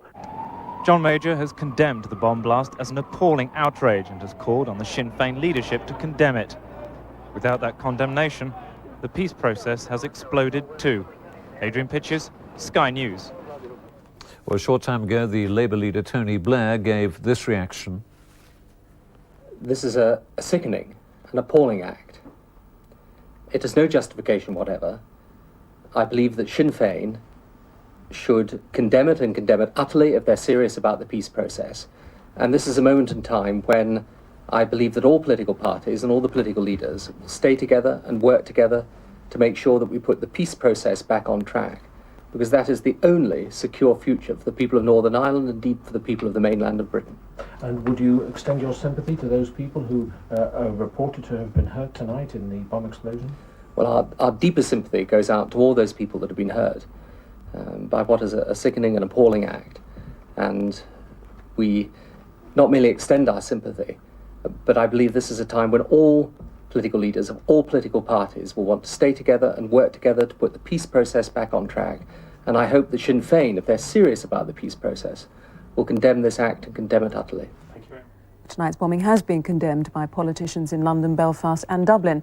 John Major called it an appalling outrage and said we'll pursue relentlessly those responsible for this disgraceful attack.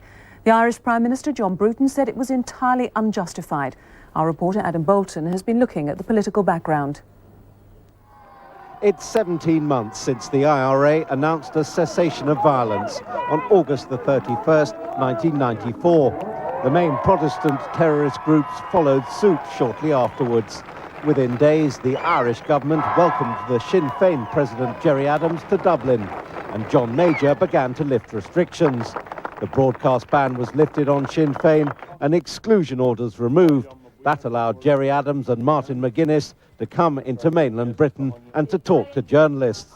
Negotiations at ministerial level also got underway on a bilateral basis, with Sinn Féin meeting British ministers at Stormont. But the hoped-for all-party dialogue on the future of the province never started. The British government insisted that there would have to be a start first to decommissioning arms and explosives, since the Protestant Unionist politicians refused to sit down, as they put it, with those who brought arms to the table. But the Irish government insisted that this precondition had not been part of the Downing Street Declaration made by John Major and Albert Reynolds.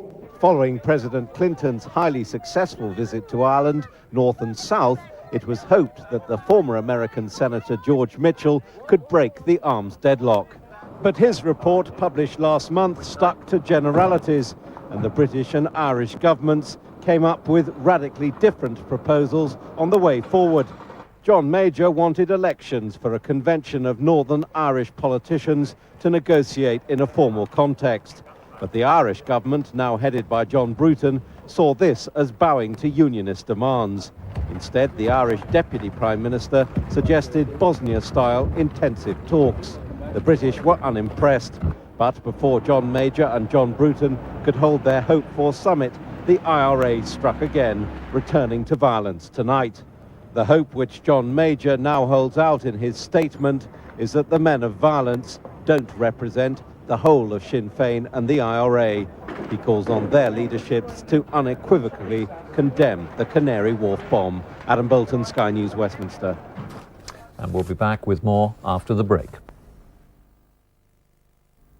Who'll be your Valentine? With the History Channel, you've got a choice.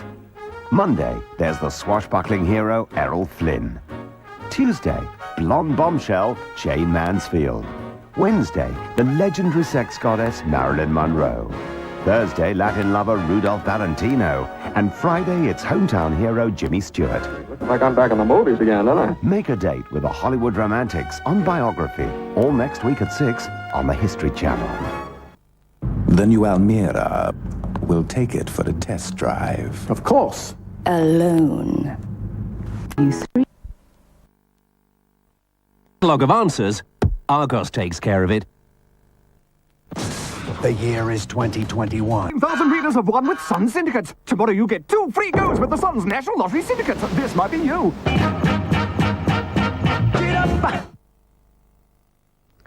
Welcome back. Tonight, politicians from all sides gave their reaction to the latest developments. The Unionists said they feared an incident like this would occur. I would wish to be able to say that I'm surprised and that I'm shocked, but unfortunately I'm not. Right from the time that the IRA announced their ceasefire, I described it as an attempt to open a window of political opportunity which would give IRA Sinn Féin the opportunity to blackmail not only our government but the Irish government and the people of Northern Ireland into certain concessions that were undemocratic. The blame, of course, lies with the people who carry this out. That's always the way. But I have to say here that in terms of the political situation here, that the British government have been dragging their feet They did not discuss the Mitchell report in the House of Commons. I was present when the Prime Minister made his statement on that particular occasion. He immediately was rushing into elections without any discussions with the political parties and certainly without any discussions with the nationalist parties. What happened this evening is that some people made the cool, calculated decision to initiate an operation that in all probability would kill people and destroy. And that was their decision alone. In no way were they forced to do it, and it is, of course, monstrous for anyone to pretend that they were forced to do what happened tonight. Well, we can now bring you an eyewitness account of the explosion in London's Docklands this evening, which took place shortly after 7. As we understand, about 100 walking wounded from that, 6 people seriously injured. But on the line now from his home in Canary Wharf is Gary Cooper. Good evening to you, Mr. Cooper. Good evening. Could you tell us exactly where you were and what you heard and saw? Well, I was actually in my front room and just about to pick my baby up off the front room floor, and there was just a big, massive bang. The building shook like a lump of jelly, and then all of a sudden the wind has just come in. I just grabbed my baby, shielded him, and then run out of the room. And it's just been devastation. You know, I can actually see it from where I live. It's just sort of chaos. But, you know, I was ringing up because I was watching your programme all evening and talking about the buildings blown up in the Docklands. But, I mean, the houses around here are devastated. People have had their doors blown off their hinges. All their windows have gone through and everything, but nobody seems to we ain't had nobody come round or nothing. Nobody's said anything to us. How far are you from the seat of the explosion, which I understand was an underground parking lot? Yeah, I believe I would say sort of 200 yards. And people a lot further away than you have had their windows blown in, have they? That's right, yeah. All our estate, because it's quite a condensed estate, have had nearly all their windows blown out and everything. Now, did you go outside generally to look at the office blocks? No, not really. I've just been indoors because I've got a young baby and that. And, but you've had no advice from anybody on what to do or anything like that? I phoned the police and they told me that the best thing to do was stay indoors and not try and get off the island. But apparently they're expecting another bomb, and they're started to evacuate down our street. They're talking about that. But, I mean, they knew an hour before. Why didn't they try and evacuate us? You're saying that there is the risk of another bomb going off there this evening. Is that what you're saying? That's what they're talking about, yeah. And are people being evacuated now? Well, they're starting to cordon off the streets, I believe. Will you have to leave your home? I'm not too sure. As I say, we haven't had no notification from nobody. We ain't seen nobody, ain't heard if anybody's all right or anything. Could you tell us what is happening at the scene in terms of how many ambulances, how many rescue workers? Well, I believe there was 20 fire engines and 80 firemen, I believe. All we've been hearing, obviously I can't actually directly see it because there's buildings in front of me, but I mean you can hear it, helicopters are overhead and everything, but you know, nobody seems to have come round to us at all. But you're expecting that you may have to leave your home shortly? I believe so. I believe they're setting up in the community hall for people that can't stay in their houses because they're devastated with the windows gone and everything else. And how many people affected on your estate? Well, I believe nearly all. That's hundreds, is it? Well, over 1,000. Over 1,000? Yeah. Right. Mr. Cooper, thank you very much indeed. That's okay. Thank you. Now we can take a look at a report from our correspondent in Belfast, Gary Honeyford. Along Belfast's Golden Mile Entertainment Centre, they made for their usual haunts, many as yet unaware of the news. For over 17 months they have been at ease, relaxed on a night out because of the ceasefire. The coded statement to Irish television threatens to change all that. The IRS ceasefire was heralded as a window of opportunity when it began on August the 31st, 1994. The intervening period has been marked by dispute. Government demands that the IRA hand in its weapons before negotiations were met with a blanket refusal. Political efforts since have centred on devices to get around the problem, with the British and Irish governments growing further apart on the issue. Now the spectre of violence has returned, with the IRA blaming the Prime Minister for squandering the chance of progress. Unionist reaction was swift. That the powers that be in London were fooled by what was going on and gulled. Terrorists are terrorists when they hold on to the weapons that they can wield terror with. Absolutely disgusted. Disgusted. This development seems to have caught the leadership of Sinn Féin largely unawares, and the level of support it has within the Republican movement is as yet unclear.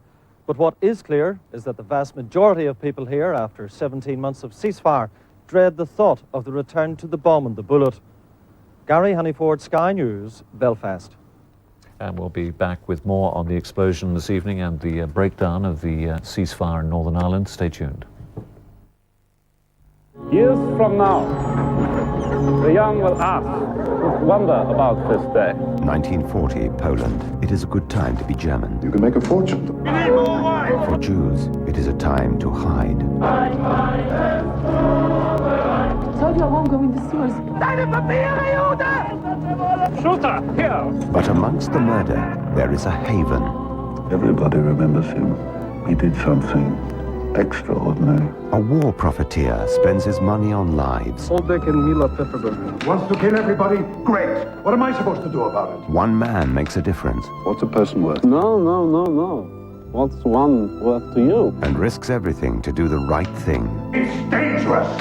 It's dangerous to me. From Europe's darkest days, a story of hope. Starring Liam Neeson, Ben Kingsley, and Ralph Fiennes. Schindler's List, winner of 7 Academy Awards. Sunday on the Movie Channel. You've seen Top Gun. You've seen The Hunt for Red October. And you've seen A Few Good Men. You mentioned a murder investigation. Now, you're about to see a brand new blockbuster series. Jag. Their mission to investigate crime in the armed forces. This is not a courtroom, it's a battle zone. An elite squadron on a unique assignment. I don't want to hear suicide or murder. On land. Who started it? I did, sir. At sea. I said dismissed. And in the air. Are you testing her guts or yours? Because in the forces, I can deny any damn thing I want. no rank is above the law. They're firing, damn it! Not at us, sir! Beginning with a feature-length episode. Jag, the series, coming soon on Sky One. And if you are thinking of coming to Asia for the World Cup of cricket and taking your clothes off and doing streaking, do not bother. Sky Sport is only covering the cricket. Your shameful parts will not be seen. So kindly turn to Sky Television for ball-to-ball commenting of every English contest, plus many more games in the greatest ever one-day cricketing contest on Sky Sports only. Welcome back. We can now speak to the former Northern Ireland Minister, Peter Bottomley. Good evening, Mr. Bottomley. Hello to you. Michael Mates has tonight said that he considers this to be a major tactical error by the IRA. Would you go along with that? I do. This has been done for publicity and for public reaction, and I hope that world opinion will turn on Sinn Féin and the IRA and say that their 17 years of violence since Gerry Adams took over control of the IRA has been counterproductive, and that this bomb will have the same counterproductive effect on Democrats around the world. But what do you think finally pushed the IRA into doing this? We don't know, they do, but it's a misjudgment. I think they feared getting round talks with the unionists after the elections to elect the Forum. People who have bombs and bullets realise that they're not a normal political party. That's what many of us have been saying. I think they fear they're going to get massive pressure from the Irish government and from the SDLP, the moderate nationalists, to say, put the bombs and bullets on one side and start pretending that you're going to be real Democrats, willing to accept debate, decision, and possibly defeat as well. There has been a huge gulf recently between the British and Irish governments. Our political editor, Adam Bolton, was saying he thinks that there should be, and probably will be, an immediate summit between Mr. Bruton and Mr. Major. Do you think there will? That would make sense. But what we have to remember is that people in the IRA, not always the majority, have been making misjudgments about the use of violence over the decades. It's wrong to turn women into widows. It's wrong to turn children into orphans. It's wrong to have, let alone to use, bombs. It's wrong to shoot people, whether you think they're drug dealers or not. These people killed Roman Catholic Sisters of Mercy. They've murdered 6-month-old babies. They ought to realize they ought to grow up and start joining the real world and give a better life to the people they claim to try to represent. Do you fear that there could be any response by loyalist terrorists? I hope it doesn't happen. But I think that one of the reasons why Sinn Féin IRA moved towards a cessation of violence, about which I've always been cautiously pessimistic, I think that one of the reasons is they found that a number of their people were being targeted as well. Sadly, violence produces a reaction. the role of democratic government, that's what John Major's been doing, it's what the Irish Prime Ministers have been doing, been trying to say that there is no place for violence in a democratic society where everybody has got the vote. Do you think we'll see a return of troops to the streets of Northern Ireland? I think it's too early to say. I think we don't know quite how far this is deliberate, how far it's just trying to get publicity and public reaction, to get the world's television cameras looking lovingly at broken glass, at people giving eyewitness accounts. I think they know quite well how the media does react, as well as covering the events in East London.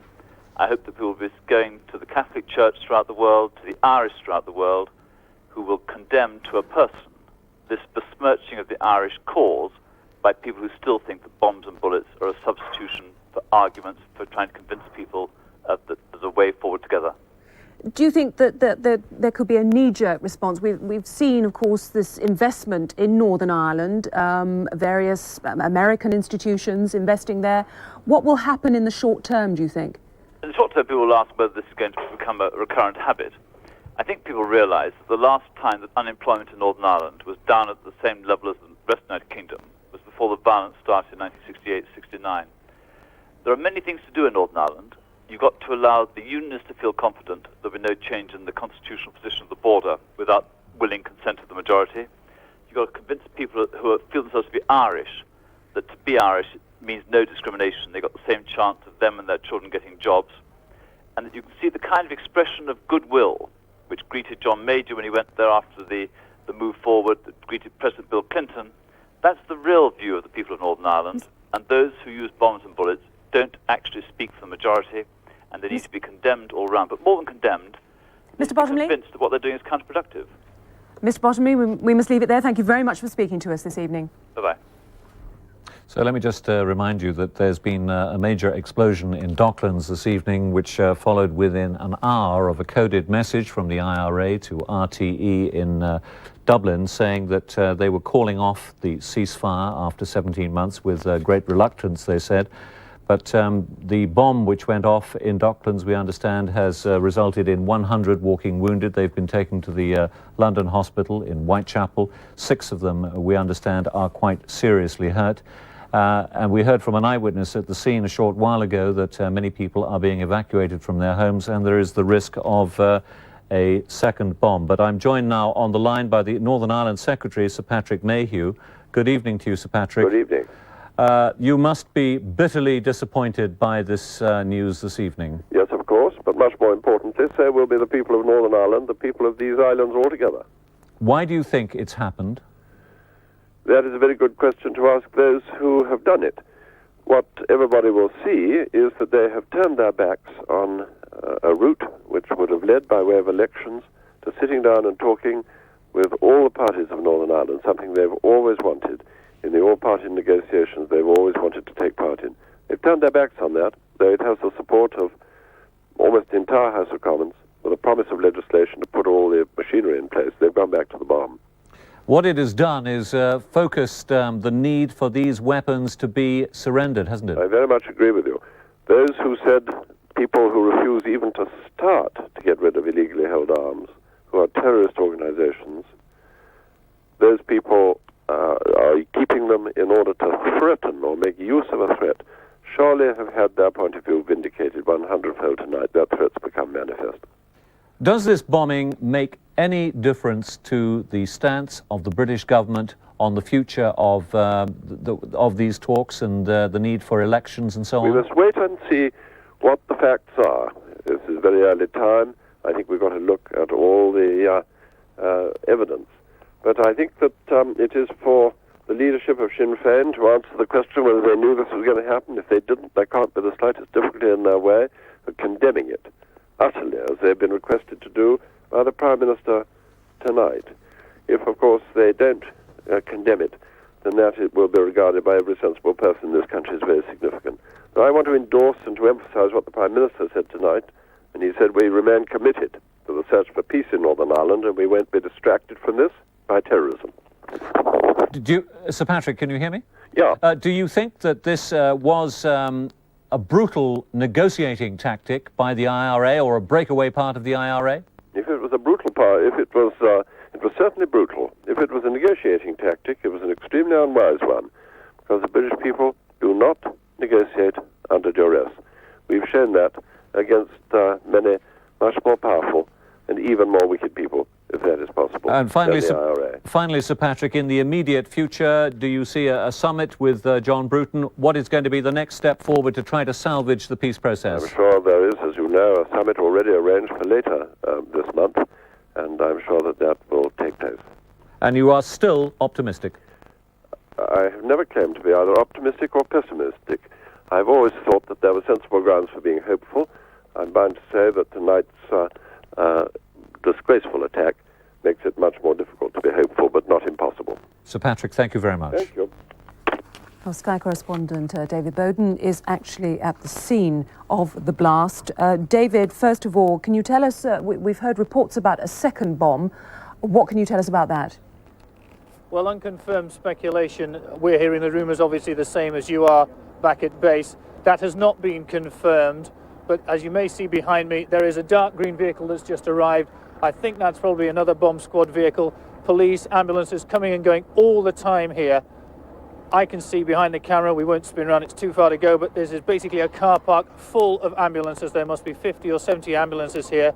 Fire engines coming and going all the time.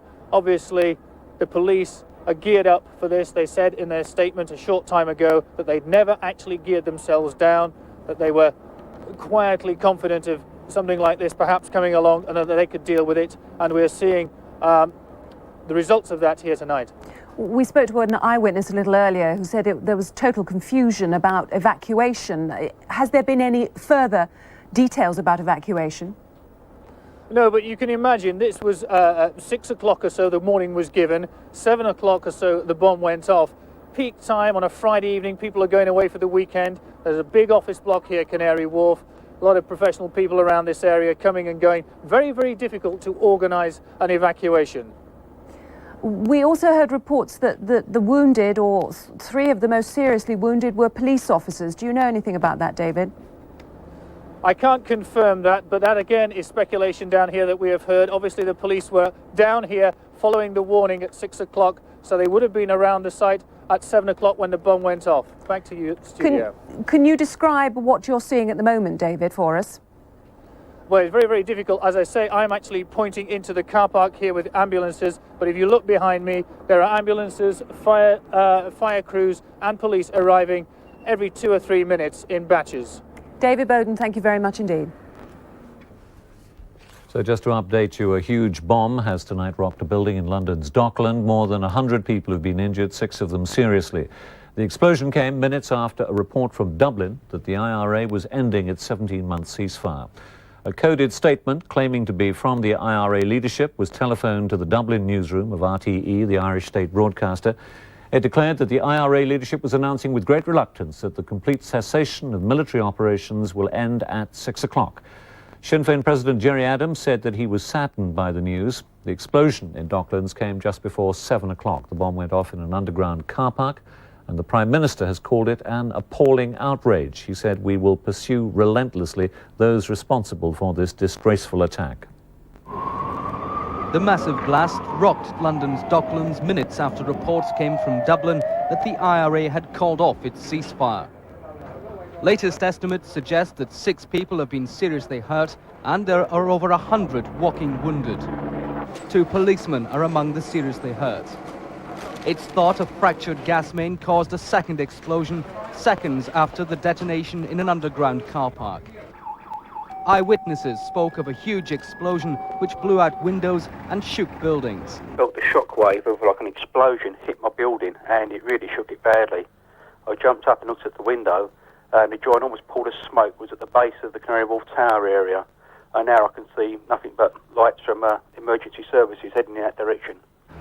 Hundreds of people who work in the Canary Wharf area were caught up in the blast. Casualties were ferried by fleets of ambulances to the Royal London Hospital. Politicians were swift to condemn the attack. This is a sickening and appalling act. It has no justification whatever. I believe that Sinn Féin should condemn it and condemn it utterly if they're serious about the peace process. And this is a moment in time when I believe that all political parties and all the political leaders will stay together and work together to make sure that we put the peace process back on track, because that is the only secure future for the people of Northern Ireland and indeed for the people of the mainland of Britain. It's not yet known whether tonight's bomb was a resumption of terrorism by mainstream IRA or by a splinter group. Either way, it represents a massive blow to the peace process. Ross Appleyard, Sky News. The Irish Premier John Bruton condemned the London bombing as entirely unjustified. Mr. Bruton said the attack damaged the interests of everyone who was working towards a permanent peace. The Sinn Féin president, Gerry Adams, tonight said he was saddened by the explosion, but he blamed the British government. He appealed for calm and said the search for peace in Northern Ireland must be redoubled. After the news of the bomb, the RUC said they were taking steps to reintroduce security measures which were relaxed following the ceasefire. Along Belfast's Golden Mile entertainment centre, they made for their usual haunts, many as yet unaware of the news. For over 17 months, they have been at ease, relaxed on a night out because of the ceasefire. The coded statement to Irish television threatens to change all that. The IRS ceasefire was heralded as a window of opportunity when it began on August the 31st, 1994. The intervening period has been marked by dispute. Government demands that the IRA hand in its weapons before negotiations were met with a blanket refusal. Political efforts since have centred on devices to get around the problem, with the British and Irish governments growing further apart on the issue. Now the spectre of violence has returned, with the IRA blaming the Prime Minister for squandering the chance of progress.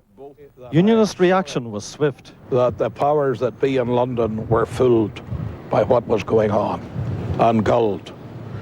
Terrorists are terrorists when they hold on to the weapons that they can wield terror with. Absolutely disgusted. Disgusted.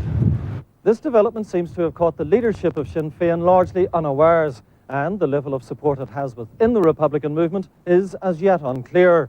But what is clear is that the vast majority of people here, after 17 months of ceasefire, dread the thought of the return to the bomb and the bullet. Gary Honeyford, Sky News, Belfast. And joining me on the line now from Belfast is Gary Honeyford. Good evening to you again, Gary. Good evening. Now, Gerry Adams says that he's saddened by the explosion, but he blames the British government. Do you think that he will be able to rein in whoever was responsible for this bombing? Gerry Adams directly may have trouble with that. It's difficult to know. The one impression that has been evident in the past few hours is that Sinn Féin, the leadership of Sinn Féin, have been taken unawares by this. Obviously, there will be debate, there will be contacts made within the Republican movement to find out exactly what is going on. The one issue here that keeps coming to the fore is just how much will this harden attitude. You heard Ian Paisley there, who would have been difficult in the first instance to try and get round the table. Gerry Adams is saying that there must be calm. He's appealed for calm along with several others, and says that we must now all get round the table and talk. Well, obviously this will harden attitudes and make that even more difficult. Sir Patrick Mayhew a few moments ago made it quite plain that the pressure for peace will continue, but it's going to be very difficult, isn't it, to salvage things after this enormous setback? Yes, it is, and what happens in the coming days will dictate just how easy or difficult that is going to become over a period of time. Obviously, attitudes in the past 2 weeks have hardened in terms of how various political parties actually get round the table. Whenever violence is added to the equation again, it makes that doubly difficult. Gary, thank you very much indeed. Well, tonight's bombing has been condemned by politicians in London, Belfast and Dublin. John Major called it an appalling outrage and said, "We will pursue relentlessly those responsible for this disgraceful attack." The Irish Prime Minister, John Bruton, said it was entirely unjustified. Our reporter Adam Bolton has been looking at the political background. It's 17 months since the IRA announced a cessation of violence on August the 31st, 1994. The main Protestant terrorist groups followed suit shortly afterwards. Within days, the Irish government welcomed the Sinn Féin president Gerry Adams to Dublin, and John Major began to lift restrictions. The broadcast ban was lifted on Sinn Féin and exclusion orders removed. That allowed Gerry Adams and Martin McGuinness to come into mainland Britain and to talk to journalists. Negotiations at ministerial level also got underway on a bilateral basis, with Sinn Féin meeting British ministers at Stormont. But the hoped-for all-party dialogue on the future of the province never started. The British government insisted that there would have to be a start first to decommissioning arms and explosives, since the Protestant Unionist politicians refused to sit down, as they put it, with those who brought arms to the table. But the Irish government insisted that this precondition had not been part of the Downing Street Declaration made by John Major and Albert Reynolds. Following President Clinton's highly successful visit to Ireland, north and south, it was hoped that the former American Senator George Mitchell could break the arms deadlock. But his report, published last month, stuck to generalities, and the British and Irish governments came up with radically different proposals on the way forward. John Major wanted elections for a convention of Northern Irish politicians to negotiate in a formal context. But the Irish government, now headed by John Bruton, saw this as bowing to unionist demands. Instead, the Irish Deputy Prime Minister suggested Bosnia-style intensive talks. The British were unimpressed. But before John Major and John Bruton could hold their hoped-for summit, the IRA struck again, returning to violence tonight. The hope which John Major now holds out in his statement is that the men of violence don't represent the whole of Sinn Féin and the IRA. He calls on their leaderships to unequivocally condemn the Canary Wharf bomb. Adam Bolton, Sky News, Westminster. Well, a short time ago, the Northern Ireland Secretary, Sir Patrick Mayhew, gave us his reaction to the bombing and the statement from the IRA. What everybody will see is that they have turned their backs on a route which would have led by way of elections to sitting down and talking with all the parties of Northern Ireland, something they've always wanted. In the all-party negotiations they've always wanted to take part in. They've turned their backs on that, though it has the support of almost the entire House of Commons, with a promise of legislation to put all the machinery in place. They've gone back to the bomb. Our political editor, Adam Bolton, is waiting to speak to us outside 10 Downing Street. Hello again, Adam. Hello. We're hearing that Sinn Féin leader Gerry Adams is saying tonight that he presumes the IRA has been responsible for tonight's bombing.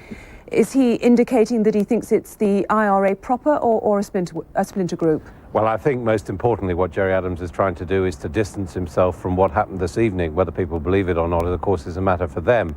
He and indeed Martin McGuinness, his deputy, have said throughout the ceasefire that they don't speak for the IRA. They don't know what the IRA is planning, although it is believed that there are members close to them, even those participating in the ministerial talks, who effectively are also in the IRA's high command. But Mr. Adams politically wants to keep his distance today, and indeed, if you're looking for a tiny grain of hope in all of this, it is that while he hasn't come out with the unequivocal condemnation that Mr. Major wanted, his words expressing regret have been some of the strongest comments so far on the bombing. So I think one can assume that he's not a happy man this evening either. Do you suspect that the bombers want this to result in a speeding up of the peace process, or simply they want to begin a new bombing campaign?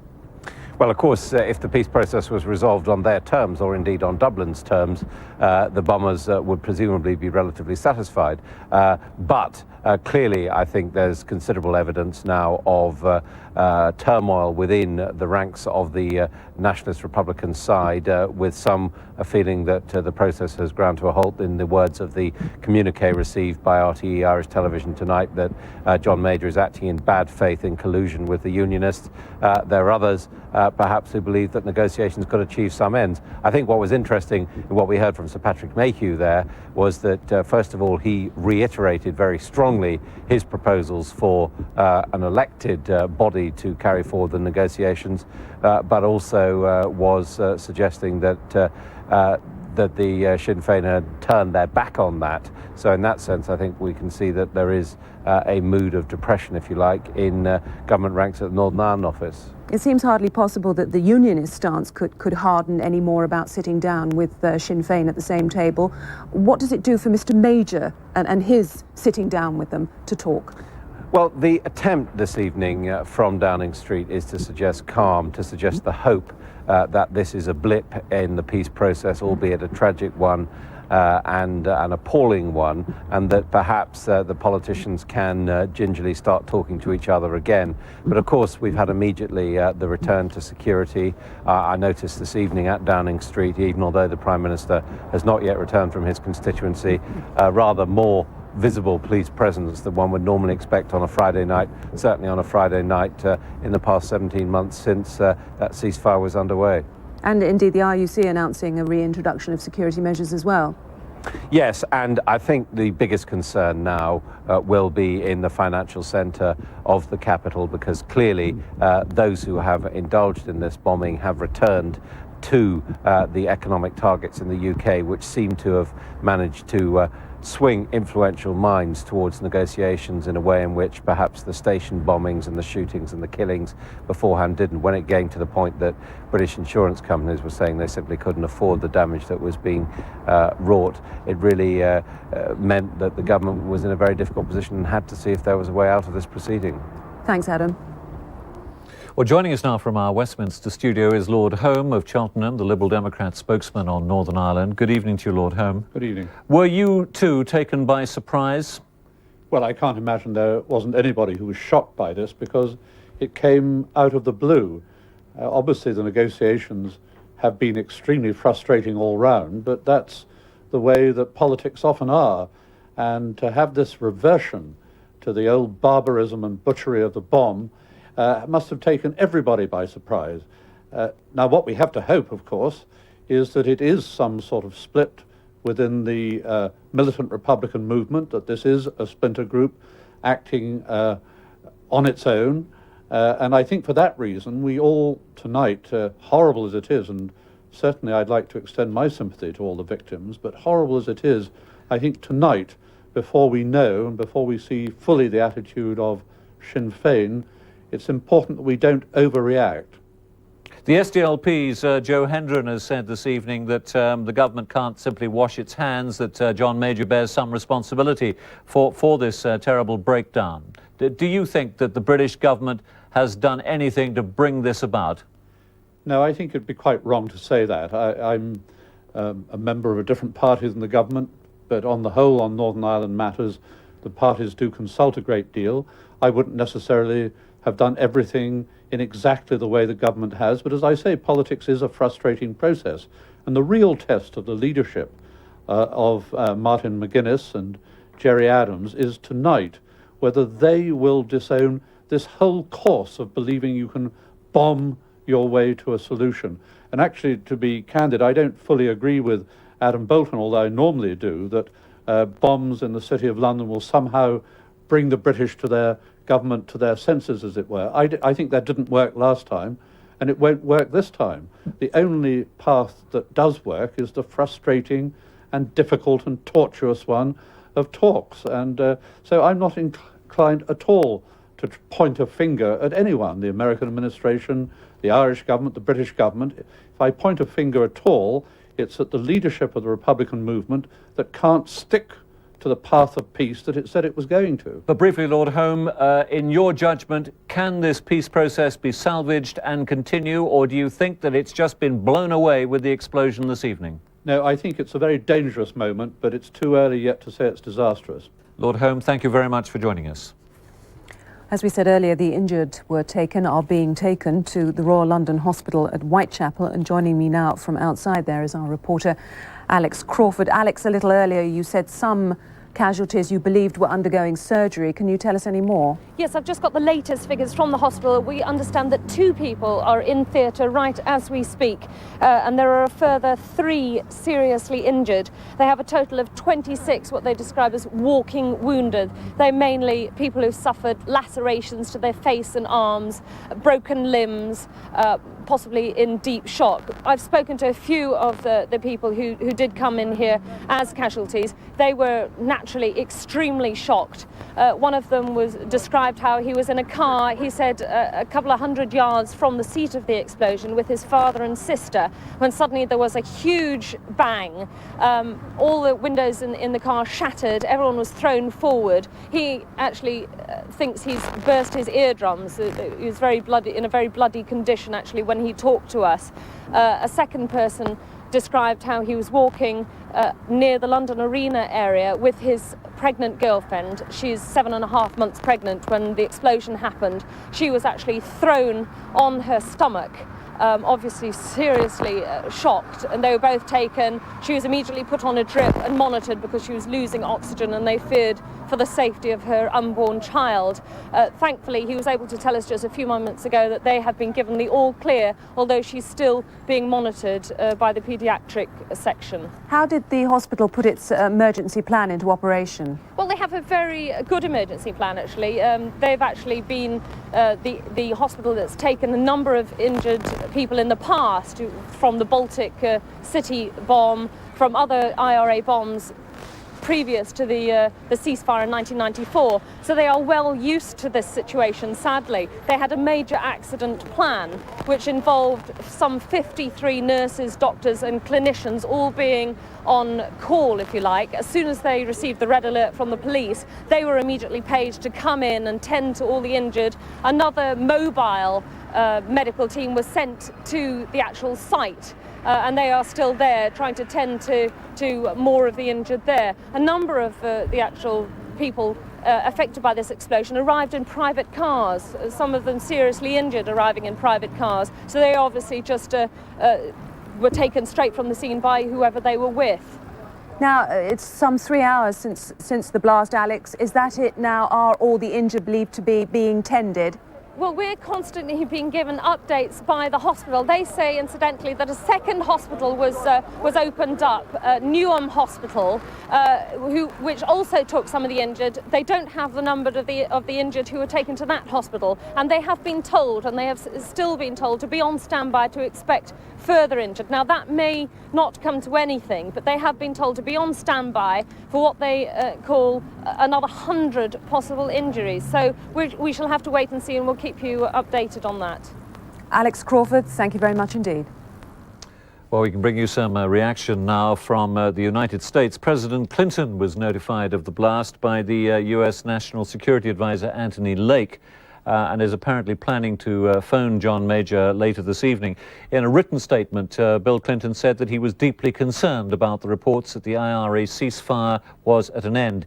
He said that the United States stood ready to assist the two governments in continuing their search for negotiations and peace, apparently a reference to London and Dublin. We hope to have some reaction for you from Dublin after the break. Saturday at 8.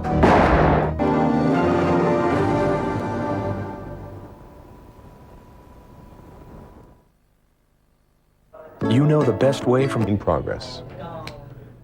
The situation... More than 100 people were injured in that blast, 6 of them, we understand, seriously. I'm joined now on the line from Dublin by our correspondent, Linda Duffin. Good evening to you, Linda. Good evening. I imagine John Bruton was extremely surprised by this. I think it's been the news has been greeted with complete shock here in Dublin. We just had an emergency cabinet meeting. I'm standing outside government buildings at the moment.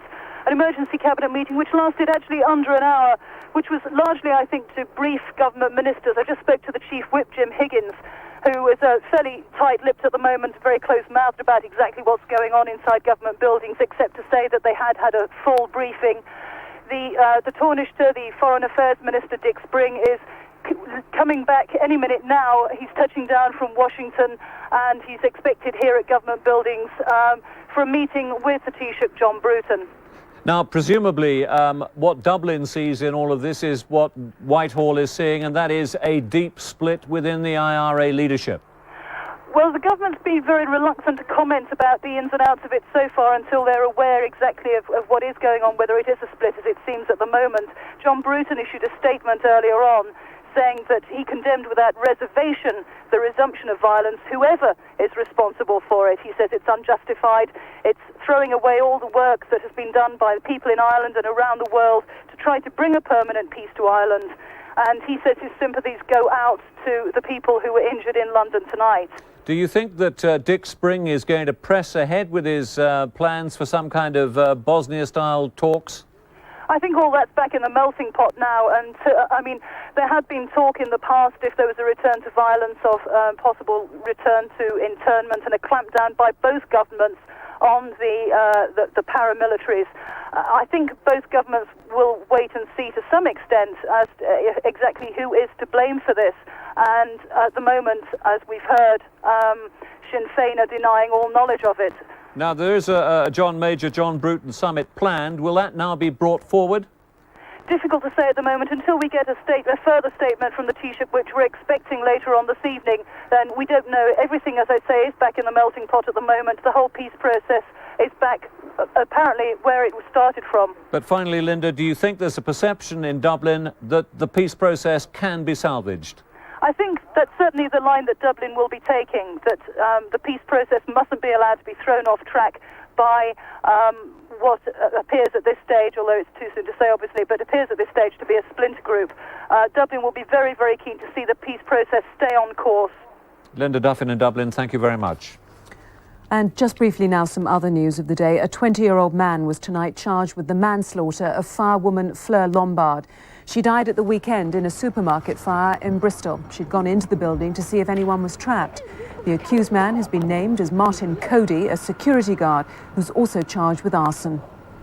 More than 1,000 firefighters gathered in a South Wales village today to pay their last respects to two part-timers killed last week. Stephen Griffin and Kevin Lane went back into a burning home after mistaken reports that a child was trapped inside. A senior fire officer said their bravery was courage at its best. Along the main street of Blind. Look at the weather now, and tonight the rain and snow has cleared away to the North Sea. Meanwhile, in Ireland, heavy blustery showers are moving out to westernmost parts of Britain. The gusty airstream is relatively mild, so the slow thaw of lying snow in the north will continue. And across Europe tonight, most eastern parts will see a deep frost, but it will be mainly dry, with the rain and snow over the Balkan Peninsula clearing to Turkey and the Black Sea. The top of the hour will have further comprehensive coverage of tonight's bomb blast. And Viv will be taking a look at the Joan Collins court case, so stay tuned after the break. 2 games. And it's day 2 of the Joan Collins court case, and between now and 11 we'll bring you highlights from today's testimony. The actress and author has said she feels insulted by the line of questioning. She says murderers get better treatment in court. Miss Collins is being sued by her publishers Random House for the return of an advance worth £750,000. In a moment, we'll hear her testimony in detail. But first, a report from our US correspondent, Jonathan Hunt. Joan Collins arrived for the most critical day so far of this case, wearing sunglasses and a brave face, and displaying a...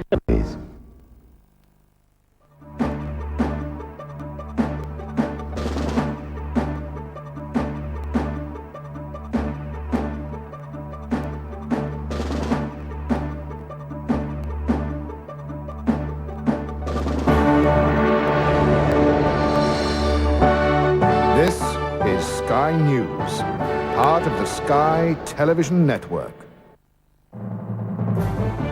Bomb blast injures more than 100 in London's Docklands. The IRA is reported to have called off its ceasefire. The Prime Minister says the attack is an appalling outrage. This is News on the Hour. Good evening. A bomb rocked London's Docklands tonight, just a few minutes after it was reported that the IRA had ended its ceasefire. More than 100 people have been injured in the blast, 6 of them seriously. The Sinn Féin president, Gerry Adams, said he presumed it was the IRA who carried out tonight's bombing. Earlier, a caller using a code word telephoned a statement to the Dublin newsroom of RTE, the Irish state broadcaster. It declared that the IRA leadership was announcing with great reluctance that the complete cessation of military operations will end at 6 o'clock. The explosion in Docklands came just before 7 o'clock. The bomb went off in an underground car park. The Prime Minister called it an appalling outrage and said, "We will pursue relentlessly those responsible for this disgraceful attack." We are therefore entering into a new situation in a spirit of determination and confidence. Minutes after this chilling statement was phoned to Irish television, a massive blast rocked London's Docklands. At least 6 people have been seriously hurt and over 100 are wounded. 2 policemen are among the seriously injured. It's thought a fractured gas main caused a second explosion just after the detonation in an underground car park. Eyewitnesses spoke of a huge explosion which blew out windows and shook buildings. I mean, 1 minute everything was calm, and next minute it was grey. Everything was grey out, and the sky just went grey, and I just felt as if it was a dream. Hundreds of people who work in the Canary Wharf area were caught up in the blast. There was this big blast from behind us, and my partner got knocked onto the floor and screaming because she was in so much pain from her stomach because she's 7.5 months pregnant. She was hysterical, and the blast just knocked her totally onto the floor. Casualties were ferried by fleets of ambulances to the Royal London Hospital as police officers tried to work out exactly what had happened. There have been a number of casualties. It's too early to say the precise nature of those casualties. The Metropolitan Police has never dismantled its ability to respond quickly to this kind of incident. Politicians of all parties were swift to condemn the attack. This is a sickening and appalling act. It has no justification whatever. I believe that Sinn Féin should condemn it and condemn it utterly if they're serious about the peace process. And this is a moment in time when I believe that all political parties and all the political leaders will stay together and work together to make sure that we put the peace process back on track, because that is the only secure future for the people of Northern Ireland, and indeed for the people of the mainland of Britain. It's not yet known whether tonight's bomb was a resumption of terrorism by mainstream IRA or by a splinter group. Either way, it represents a massive blow to the peace process. Ross Appleyard, Sky News. Well, most of those injured were taken to the Royal London Hospital at Whitechapel. Many of the 100 people hurt in the blast were what the police called walking wounded, but several have more serious injuries. I'm joined now from outside the Royal London Hospital by our reporter, Alex Crawford. Good evening to you, Alex. Hello, Alex, can you hear me? Very faint, I'm afraid, Laurie. What I can tell you is that the hospital has confirmed that 2 people are in theatre receiving surgery right as we speak. 4 are classified as seriously injured, and there are 26, as you described earlier, who are walking wounded. Now, we have spoken to a few of them. One of the victims, ironically called Andrea Patient, had this to describe about her experience. I was just sitting on a bench waiting for the bus to come along to take us to the car park, and I heard this enormous explosion, and I just turned around to look to see what it was, and the whole frame of the window just shattered, and I just took the full force on the back of my head and my neck, and it just threw me to the ground, and I was just buried in glass, really. Well, Alex, I'm hoping you can hear me now. Can you tell us what the nature of the injuries are for most people? The majority are suffering from lacerations. There are broken bones, a few people walking around with bruises, cuts to their face, arms, legs. The lady that you just heard talking, Andrea Patient, was thrown on the floor, so she's got knee bruising, arms, back of her neck. One of the men that we spoke to, his actual neck was very badly cut. His eardrums burst, so he had a lot of blood coming out of both ears. One, a 7.5-month pregnant woman had to be put on a drip, and obviously they were monitoring her unborn baby, but she's been given the all clear. We haven't been given the exact details of the 2 people who are receiving surgery at the moment. They are described as the hospitals, they have a multiple number of injuries, so, and they won't go into details at the moment. No doubt we'll find out later on. But one of the East End MPs, Tony Banks, was in the area at the time, in the Royal London Hospital area, and he was clearly furious at the IRA breaking the ceasefire agreement. This is a cynical act. I mean, you know, it's one thing to say that the peace process is off as far as the IRA are concerned, but another thing to actually sort of say and explode a bomb at the same time, which means they must have planted the bomb, if indeed it was them, before they ever made the announcement. You can't get more cynical than that. This is appalling, and frankly, no one is going to support it under any circumstances whatsoever. Finally, Alex, do we think that the hospital has been able to treat absolutely everybody now who was in need?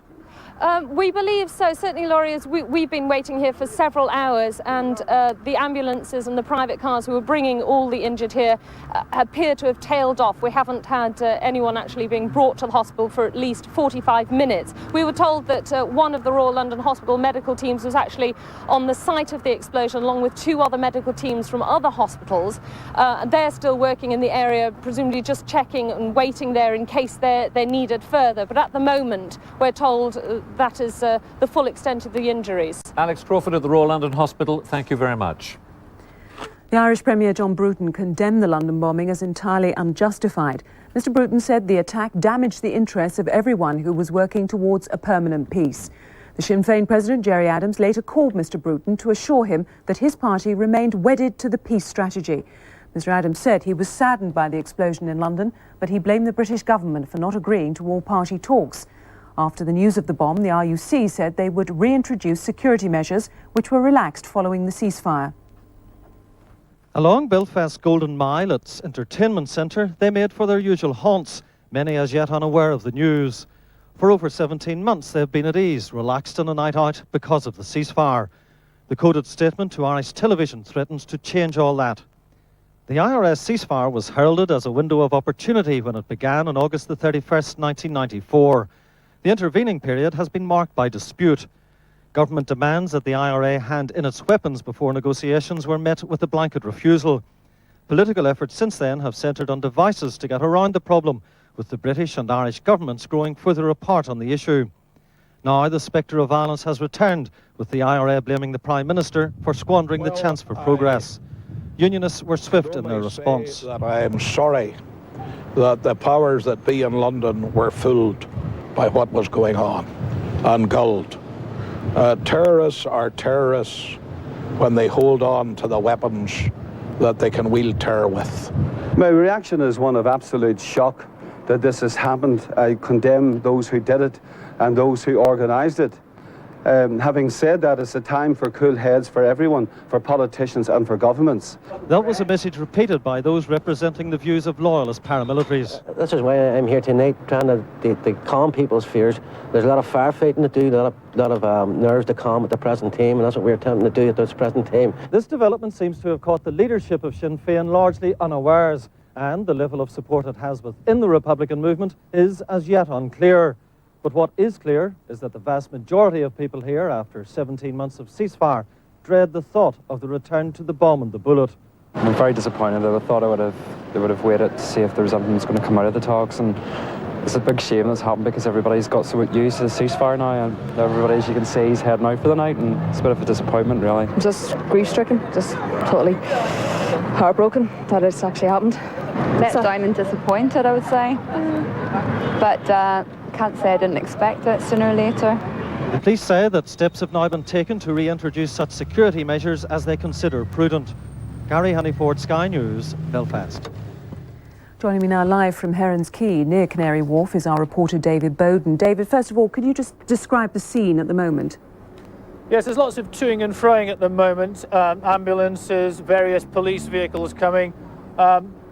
There seems to be a sort of lull after the storm now. There was the initial blast and obviously people being ferried out in fleets of ambulances. As I made my way here out to the east end of London, there were ambulances coming and going, driving up the wrong side of the road. You know, this was obviously a major alert and people were getting to the scene as fast as possible. A lot of that has now calmed down and they're obviously analysing what happened, and of course sooner or later they're going to have to start sifting through the debris. This was a massive bomb that was shaking windows in the police station just across the road from me. I was speaking to one of the officers there. You know, they heard it. They, of course, some of their officers were among the first on the scene, and you may have heard earlier that it's thought that 2 police officers at least are injured as a result of this bomb. Are people being allowed to stay in their own homes tonight? That's very, very difficult. There are a lot of people coming and going. We just had one gentleman who just walked past us here complaining vociferously that he'd been stopped by the police, wasn't allowed to drive up this road and had to spend £20 on a taxi to get him this far so he could walk to his home. So obviously a lot of people have been moved out. We've spoken to some other people who were trapped in their building for 5 hours. They've just been released. They obviously want to know what's going on as well. Information is at a premium here. There's a lot of activity, but very little concrete information coming back from the emergency services. Can you actually see the area where the bomb went off, the actual seat of the bomb? No, we are not being allowed anywhere near it. The closest we've been is down to the Canary Wharf area. They've got a ring of policemen and security guards stopping people going in. You can get closer on foot, but obviously that area is now sealed off. They'll have forensic people in there and, of course, bomb squad officers making sure that there are no secondary devices. There was some speculation earlier on that there may be another device. That, I am told, now has been ruled out. but of course you can't be too careful. OK, David Bowden, thank you very much indeed. Tonight's bombing has been condemned by politicians in London, Belfast and Dublin. Our political editor Adam Bolton has been looking at the background. It's 17 months since the IRA announced a cessation of violence on August the 31st, 1994. The main Protestant terrorist groups followed suit shortly afterwards. Within days, the Irish government welcomed the Sinn Féin President Gerry Adams to Dublin, and John Major began to lift restrictions. The broadcast ban was lifted on Sinn Féin and exclusion orders removed. That allowed Gerry Adams and Martin McGuinness to come into mainland Britain and to talk to journalists. Negotiations at ministerial level also got underway on a bilateral basis, with Sinn Féin meeting British ministers at Stormont. But the hoped-for all-party dialogue on the future of the province never started. The British government insisted that there would have to be a start first to decommissioning arms and explosives, since the Protestant Unionist politicians refused to sit down, as they put it, with those who brought arms to the table. But the Irish government insisted that this precondition had not been part of the Downing Street Declaration made by John Major and Albert Reynolds. Following President Clinton's highly successful visit to Ireland, north and south, it was hoped that the former American Senator George Mitchell could break the arms deadlock. But his report, published last month, stuck to generalities, and the British and Irish governments came up with radically different proposals on the way forward. John Major wanted elections for a convention of Northern Irish politicians to negotiate in a formal context. But the Irish government, now headed by John Bruton, saw this as bowing to unionist demands. Instead, the Irish Deputy Prime Minister suggested Bosnia-style intensive talks. The British were unimpressed, but before John Major and John Bruton could hold their hoped-for summit, the IRA struck again, returning to violence tonight. The hope which John Major now holds out in his statement is that the men of violence don't represent the whole of Sinn Féin and the IRA. He calls on their leaderships to unequivocally condemn the Canary Wharf bomb. Adam Bolton, Sky News, Westminster. A short time ago, the Northern Ireland Secretary, Sir Patrick Mayhew, gave us his reaction to the bombing and the statement from the IRA. What everybody will see is that they have turned their backs on a route which would have led by way of elections to sitting down and talking with all the parties of Northern Ireland, something they've always wanted. In the all-party negotiations they've always wanted to take part in. They've turned their backs on that, though it has the support of almost the entire House of Commons, with a promise of legislation to put all the machinery in place. They've gone back to the bomb. Well, we're joined now on the line from Belfast by the Reverend Martin Smith, Ulster Unionist MP for Belfast South. Good evening. Good evening, Vivien. Your leader, David Trimble, has said that this has been done specifically to prevent democratic elections. Presumably you agree with that? I think it has had that, but it's also, I think, part of the plan to put pressure upon the British government. There's been some semantics this last 17 months because there's still been violence in the estates and there have been several murders done by the IRA, but because it was not against police and military, it was held that the ceasefire was holding. The reality has been that they've been going into deep cover, planning their next campaign on the mainland. Tonight seems to be an opening shot in that. I know that people in Belfast and throughout this province empathise with the people of Canary Wharf because if I've read the science correctly, the warning suggested it was being placed at a railway station, but it was in a car park, which has been patterned in the past for confused signs to get the maximum damage. In the United States, Washington is urging all parties to continue the search for peace. Do you consider that this is it, or is there anything retrievable? No, I think that it will depend upon both the American government, who have pandered to an Irish-American lobby, and also to the Dublin government, who have soft-pedalled the Sinn Féin approach. That it's up to them now to join with the British government in moving forward to maximise world opinion against an element who would cause terrorism to be the means of political advancement. We are saying quite categorically, we're there, we're prepared to talk, but it's got to be a genuine movement forward. Up to this stage, we have not had evidence to confirm it. The Sinn Féin have not actually recognised the principles that the Mitchell report did come up with, and they certainly haven't given us any evidence that they're going to honour them. Do you believe that a date for all-party talks might yet be set? I believe that it is yet possible, and I would look forward to seeing it happening, that the government would plan the election that would allow the people to elect the representatives that they want to talk and lead the way forward. And that will be tested in the middle of the situation, but at the same time there must be a clear renunciation of violence, as Mr. Cosgrave, Premier in the Republic in years gone by, said to De Valera that you must hand in your weapons before it be talked with you. Now, the IUC have already said that they're reintroducing some security measures tonight in Northern Ireland. What do you guess those security measures will be? I would have thought they'll just signal a greater alertness, but in the reality, as I would read the situation, where people need to be alert and watchful will be on the mainland itself. Presumably there will be no more IRA terrorists released from prison? I wouldn't guarantee that at all, because the folly of governments is unbelievable at times, as they have been dancing to the tune of terrorists and reacting to it, and that has been abetted by judges sitting in international courts remote from reality, giving them some comfort that they're getting ill treatment and therefore getting compensation. It does seem to me that international jurists have got to come to grips with the modern world of international terrorism. Reverend Martin Smith, thank you very much indeed. Thank you very much. And news just coming in that John Major and the Irish Premier John Bruton have spoken for 10 minutes this evening on the phone. Downing Street said that both united in absolute condemnation of the violence and determined to work together to make further progress towards peace. Well, for the latest on the Canary Wharf bombing, we've got this from Superintendent Jeff Gardner of the Metropolitan Police. I haven't got a great deal more for you than Commander Grieve gave you earlier on. As you know, a bomb went off in Marsh Wall at 7 p.m. tonight. We have not let our means of dealing with these sort of incidents go down, and we've been able to get all the resources here to deal with this incident very quickly. We have, as you know, got a number of casualties. I cannot confirm any details around those at the moment. You will also know that we've had a number of calls about secondary devices. We have so far cleared all those calls. Now, that doesn't mean to say we won't get any more, but we've cleared all the ones we have. The point I want to make to you at the moment is that all the agencies are cooperating here to clear this matter as quickly as we can and to make sure that the place is as safe as possible for people to return to. And just to remind you, we understand 100 walking wounded from that bomb blast, 4 of them seriously ill. We'll be back with more details after the break. Who'll be your Valentine? With the History Channel, you've got a choice. Monday, there's the swashbuckling hero Errol Flynn.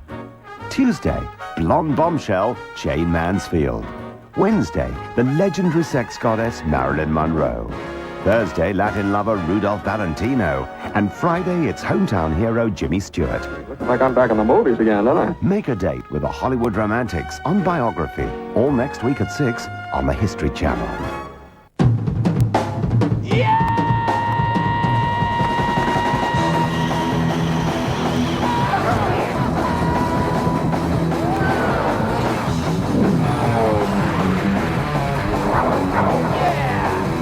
Training is such a bore. Pepsi Max, full cola taste, no sugar. Whoa, Andre's really on fire. Whoa. Gotta hand it to those new coaches. Bravo! Brilliant! Smash it! Good shot! Out. Play instant fantasy World Cup cricket. Win thousands of pounds on a round-the-world trip. Only with the Telegraph this Saturday. For flu symptoms this bad, take Night Nurse, so you can get a good night's sleep. When you have a cold or flu, Night Nurse it better. I want Madeleine to have the softest things against her delicate skin. She's so special, but I wasn't sure. The nappies she was in day and night were soft enough around her little tummy. Then I found out about new Pampers Premiums. Now Madeleine's wrapped up in softness. They've a velvety, stretchy band all around the waist and sides. With new fabric tabs, we call them the grip strips, to keep the softness snug and secure like a security blanket. New Pampers Premiums have the Baby Dry Plus core, so they're the best Pampers ever for keeping your baby's skin dry. Madeleine's skin's so dry, and in my creche, all my babies love feeling wrapped up in softness all day too. New to the Pampers family, soft Pampers Premiums for drier, happier babies. Someone cares if you want to get into Italian designer dresses without giving up Italian food. If you want to be able to pop out for a sandwich without piling on the calories. If your good intentions always go to pot because you just can't resist desserts. If you don't want to compromise on taste when you're counting the calories. Foods. Someone cares. Hello, welcome back. We stay with the bomb blast at Canary Wharf this evening. I'm joined now on the line by Mildred Gordon, the Labour MP for Bow and Poplar, whose constituency includes the Isle of Dogs. Good evening to you. Good evening. What can you tell us about the local people? Are they being evacuated, or are they able to stay in their homes this evening? Well, I'm not sure. I've heard reports that some people are evacuated. Some people have had their windows blown out. But the police have cordoned off the area, and it's difficult to, get good information. What's your reaction to this bombing? Well, I'm absolutely horrified. I think it's tragic that my constituents, who bore the brunt of the bombing during the war, are once again becoming a target. There was a lorry load of explosives, which fortunately the police discovered, aimed at Canary Wharf some time ago, and that was thwarted. And now this explosion has injured a great many people, and some quite seriously.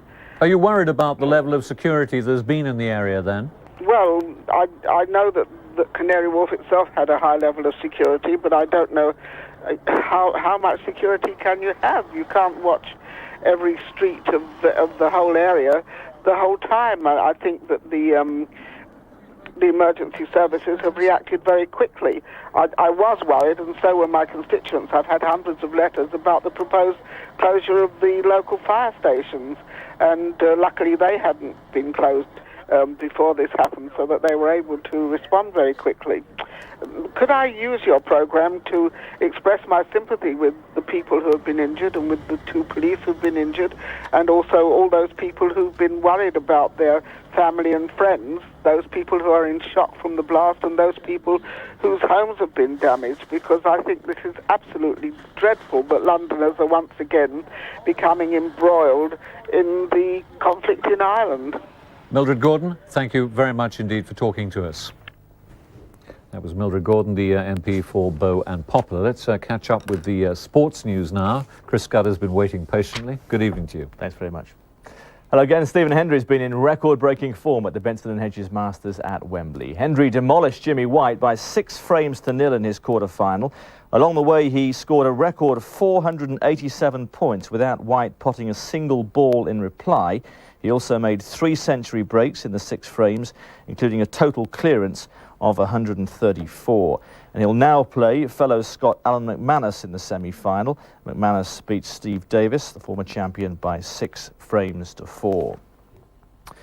Now in football, Newcastle's £6 million striker Faustino Asprilla has been cleared to make his Premiership debut this weekend after a day of... We won't in fact be taking the CBS news this evening for obvious reasons. A bomb rocked London's Docklands tonight, a few minutes after it was reported that the IRA had ended its ceasefire. More than 100 people were injured in the blast, 6 of them seriously.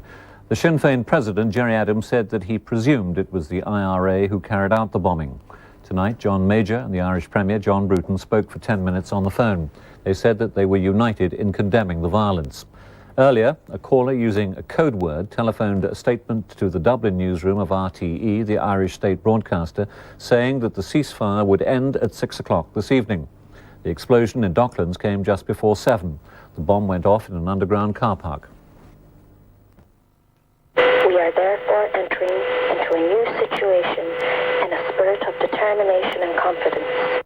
Minutes after this chilling statement was phoned to Irish television, a massive blast rocked London's Docklands. At least 6 people have been seriously hurt and over 100 are wounded. 2 policemen are among the seriously injured. It's thought a fractured gas main caused a second explosion just after the detonation in an underground car park. Eyewitnesses spoke of a huge explosion which blew out windows and shook buildings. I mean, 1 minute everything was calm, and next minute it was grey. Everything was grey out, and the sky just went grey, and I just felt as if it was a dream. Hundreds of people who work in the Canary Wharf area were caught up in the blast. There was this big blast from behind us, and my partner got knocked onto the floor and screaming because she was in so much pain from her stomach because she's 7.5 months pregnant. She was hysterical, and the blast just knocked her totally onto the floor.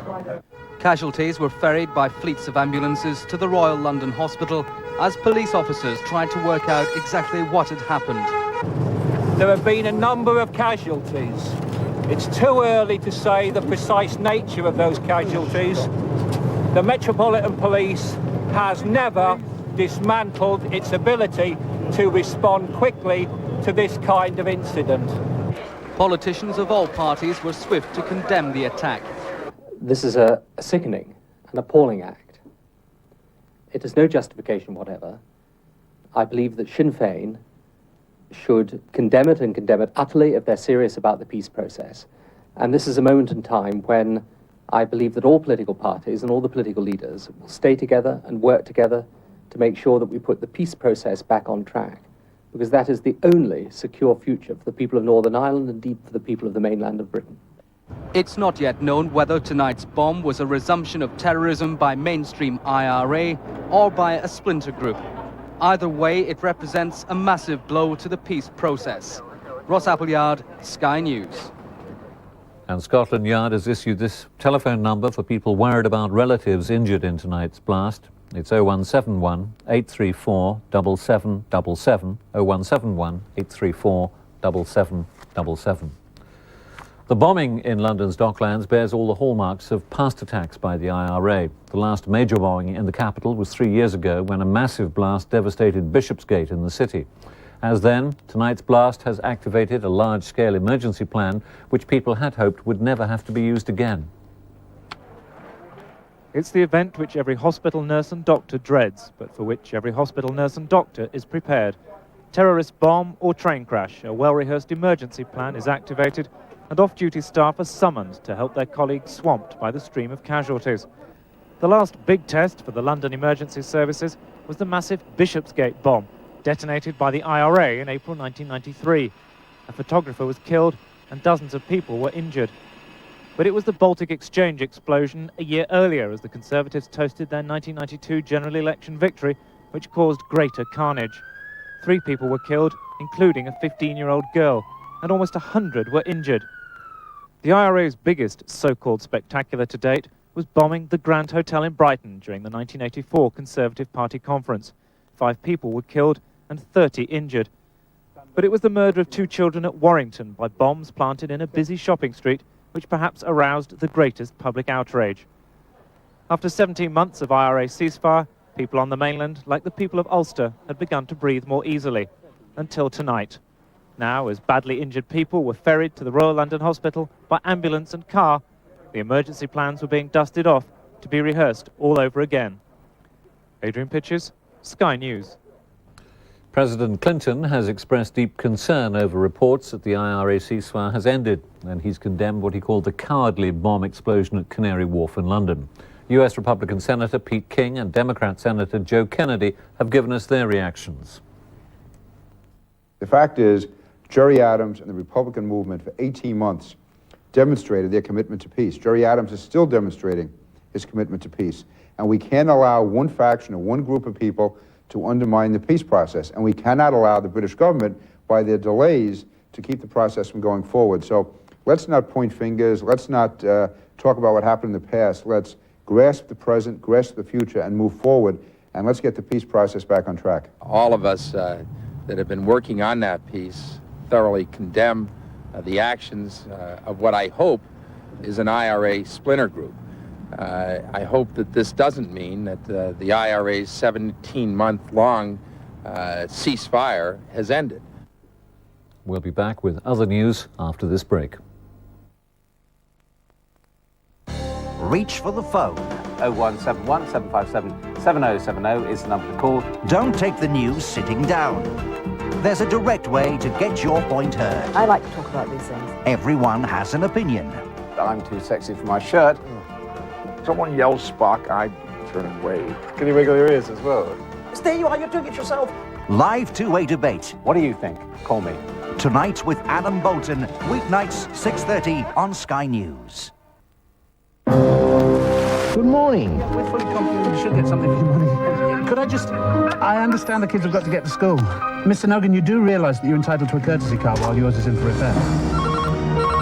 Good morning, Sunderland's Connections. How can I help you? Call 0800 123 456 and give us the hassle.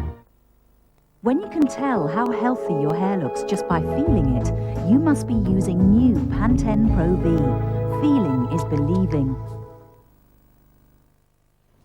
Hello, welcome back. A 20-year-old man was charged tonight with the manslaughter of firewoman Fleur Lombard. She died at the weekend in a supermarket fire in Bristol. She'd gone into the building to see if anyone was trapped. The accused man has been named as Martin Cody, a security guard, who's also charged with arson. More than 1,000 firefighters gathered in a South Wales village today to pay their last respects to two part-timers killed last week. Stephen Griffin and Kevin Lane went back into a burning house after mistaken reports that a child was trapped inside. A senior fire officer said their bravery was courage at its best. Along the main street of Blaina, shops and offices closed as a mark of respect. The flag-draped coffins of the two... He'd admitted allegedly conspiring with 3 other men to carry out a bogus burglary at Brockett Hall, his 50-bedroom stately home. Lord Brockett claimed 4 cars, a Maserati and 3 Ferraris, had been stolen from a stable block on the estate. The court heard Lord Brockett had already falsely inflated the value of the rare classic cars. When his insurance companies refused to pay out £4.2 million, he sued them. Lord Brockett's lawyers said he had cracked up and panicked under the strain of crippling financial worries. He owed £10 million to the bank, and on top of that, the price of classic cars had collapsed. Sentencing Lord Brockett to 5 years in jail, the judge said he didn't accept the fraud was the result of a panic attack. It was a carefully thought-out plan, he said, which went on for 4 years. The judge said one of the most serious aggravating features of the case was that the peer had used his position and power to make 2 of his employees, Mark Caswell and Stephen Gwyther, help him in the sting. Mr. Caswell, anything to say at all? No comment at the line. The peer's solicitor said he was going to appeal. We think the sentence was on the excessive side. I already have instructions to appeal it. Charles is very, very upset. In legal terms, he expected an immediate custodial sentence, but he was hoping for a significantly less period of sentence than was handed down today. Lord Brockett, his disgrace complete, then left court to begin his new life behind bars. Eve Riching, Sky News at Luton Crown Court. The Prime Minister has insisted that rail privatisation is still on track, despite the decision not to award a franchise to the scandal-hit London to Southend line. Mr Major said that someone had misbehaved. Labour accused him of making light of serious allegations of fraud. For the Prime Minister, out on a constituency tour today, the last thing he needed was to see his cherished rail sale blown off course. But the protracted delay in prospect to the franchising of the London-Tilbury Southend line caused him to question the principles behind the process and the way it's been carried out. And John Major's frustration was scarcely concealed. It's tiresome that we will have to refranchise the LTS line. But of course, I think those people who've travelled on the Southend line will know what privatisation can do for it. It's known as the misery line. It's been known as the misery line in the public sector for a long time. And as it goes into the private sector, I would expect the same sort of improvements that we're seeing on other lines. But the Prime Minister's attempts to downplay the alleged ticket fraud that stopped the LTS sale going ahead gave Labour just the ammunition they've been waiting for. Still smarting over Tory taunts at their the villain's friend, they hit back hard. It is quite staggering to hear the Prime Minister of this country refer to an alleged fraud on the LST rail operation as possibly a misdemeanour. I'm bound to say, if this alleged fraud is proven, it does appear as if Mr Major is the fraudster's friend. A theme to which the opposition will doubtless return on Monday when, by coincidence, Transport Question Time is on the Commons agenda. The key factor in all this is timing. Labour knows that reversing the rail sale is all but impossible, which is why, so far as is feasible, Tony Blair wants to hold it off till the election and John Major wants to do it now. Peter Spencer, Sky News, Westminster. Back now to news on the ending of the IRA ceasefire. We're getting reports from Washington that Gerry Adams of Sinn Féin called the White House before the London bombing. According to a senior official in the US administration, Gerry Adams, the president of the Irish Republican Army's political wing, Sinn Féin, phoned the White House, quote, with disturbing news shortly before the bomb exploded in London this evening. Asked if Adams had any intimation that a bomb might be in the offing, the official, who's asked not to be named, replied, yes. He said he was hearing some very disturbing news and he would call us back. So that's reports from Washington that Gerry Adams rang the White House and knew about the bombing before it actually happened. Right, we'll be back with more news for you after this break. Play instant fantasy World Cup cricket. Win thousands of pounds on a round-the-world trip. Only with the Telegraph this Saturday. Bodyform Invisible. Ultra thin, ultra reliable. Less is most definitely more.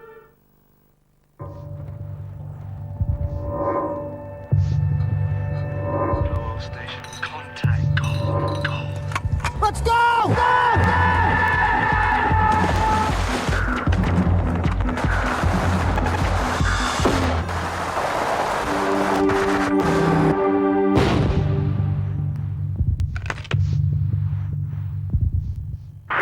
0345-300-111, over. Thumping headache, muscle pain, flu symptoms. If pain strikes, hit back with Sulfidine, the power to hit pain where it hurts.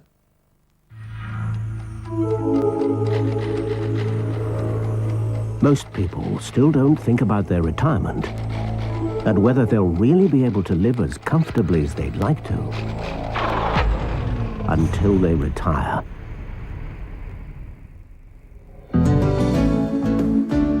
There is an alternative. With a pension from Abbey Life, you can look forward to a comfortable retirement and peace of mind for both yourself and your family. You owe it to yourself to plan for your retirement now. Call 0800 43 44 45 for straightforward information and advice on pensions from Abbey Life.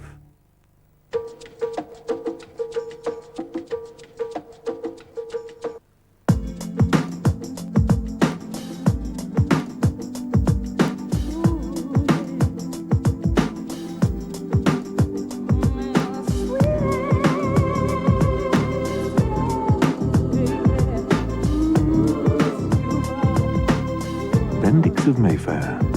It's not just the thought that counts, it's the chocolates. Welcome back. The Bosnian Serb army has severed all contacts with the NATO-led peace force because of the arrest of two of its high-ranking officers. The Serbs have also threatened to make retaliatory arrests if their men aren't freed. The chairman of the US Joint Chiefs of Staff has appealed to the Bosnian government to release Serbs who aren't suspected of war crimes. And Prince Charles has been in Bosnia today visiting British troops.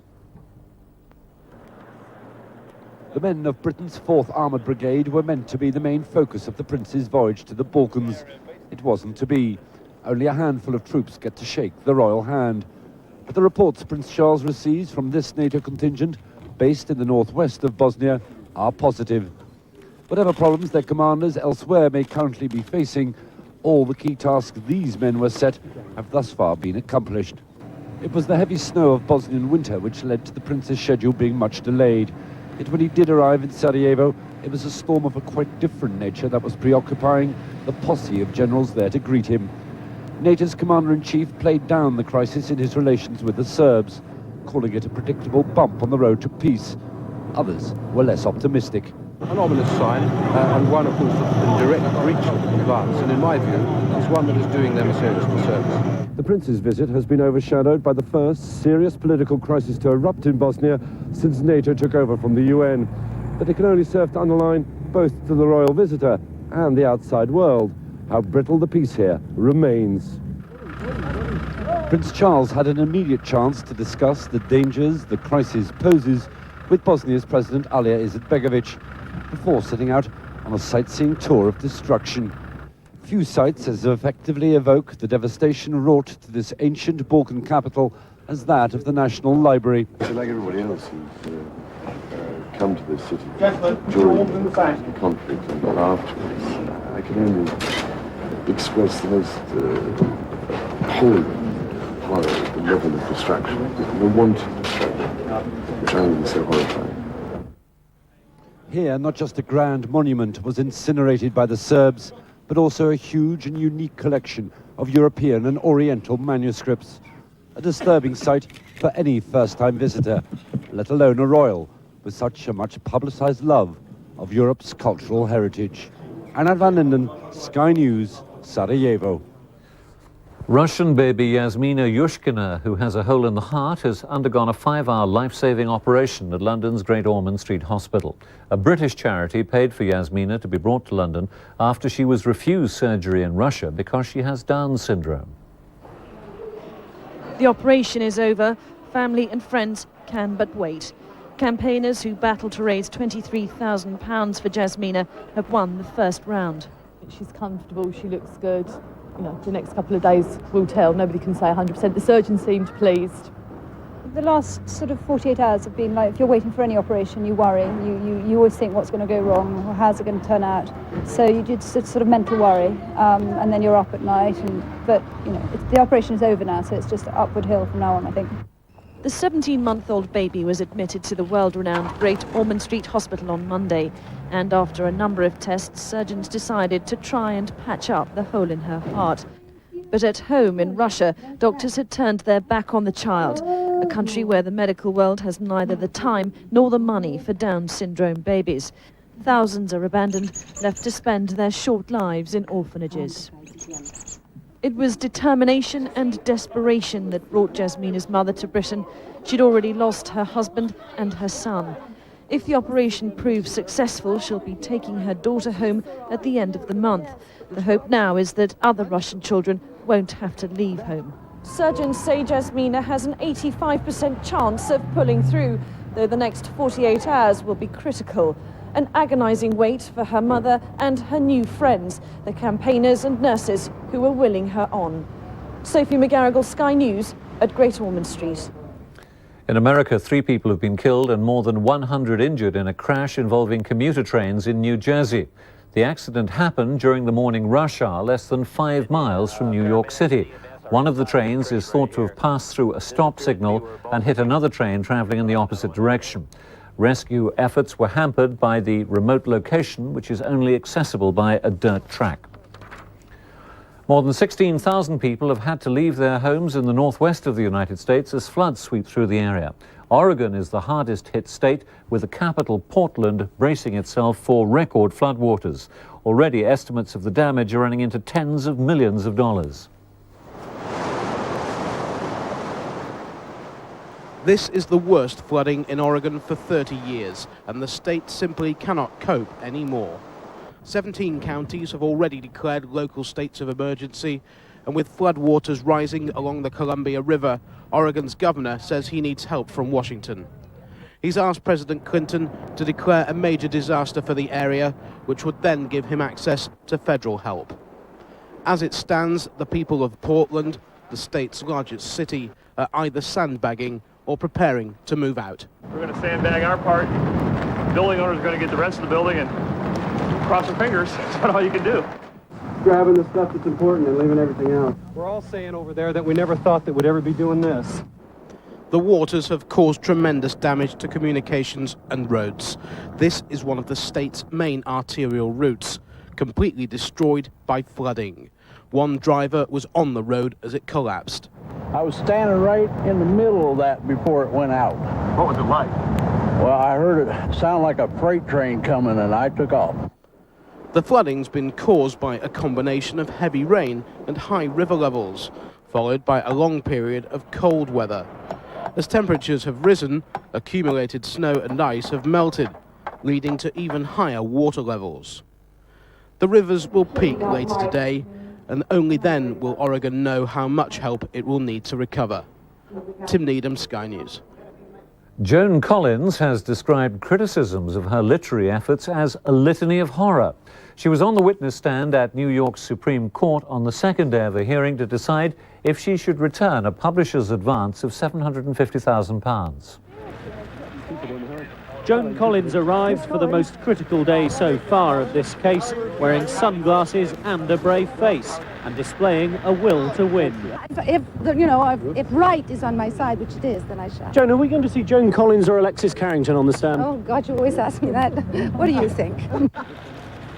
Yes and no. In court, a key witness blamed US editor Joni Evans for telling Miss Collins to follow an overly complicated plot outline involving competing sisters, a ruthless magazine editor, and a principality not unlike Monaco. Or in an office, she had no knowledge of magazines. She had no knowledge of the New York business world. And furthermore, none of us knew anything about Monaco.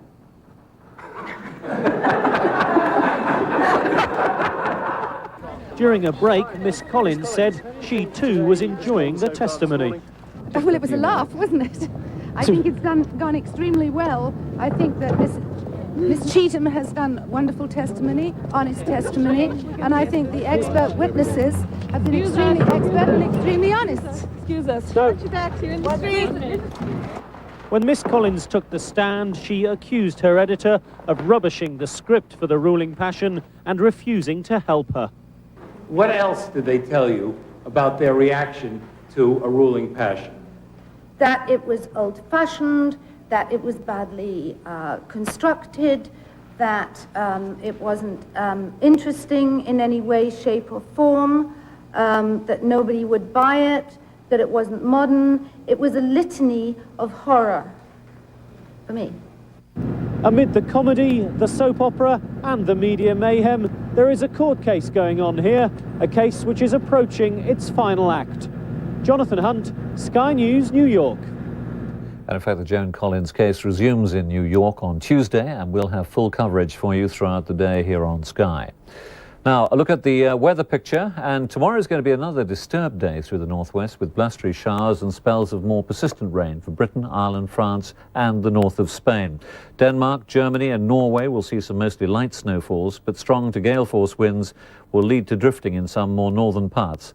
Elsewhere, it's a mainly dry day to come, but the freezing east will see snow flurries, and they'll be mainly for the Balkan Peninsula and around the Baltic. Now, tomorrow's going to be an unsettled, blowy day for the UK with plenty of showers as a milder air spreads north, so the slow thaw will accelerate in the south of Scotland. There may be local floods near rivers, heaviest showers over Scotland and Ireland. Now, before we leave you, just an update on the main news story of the evening. A bomb rocked London's Docklands tonight, a few minutes after it was reported that the IRA had ended its ceasefire.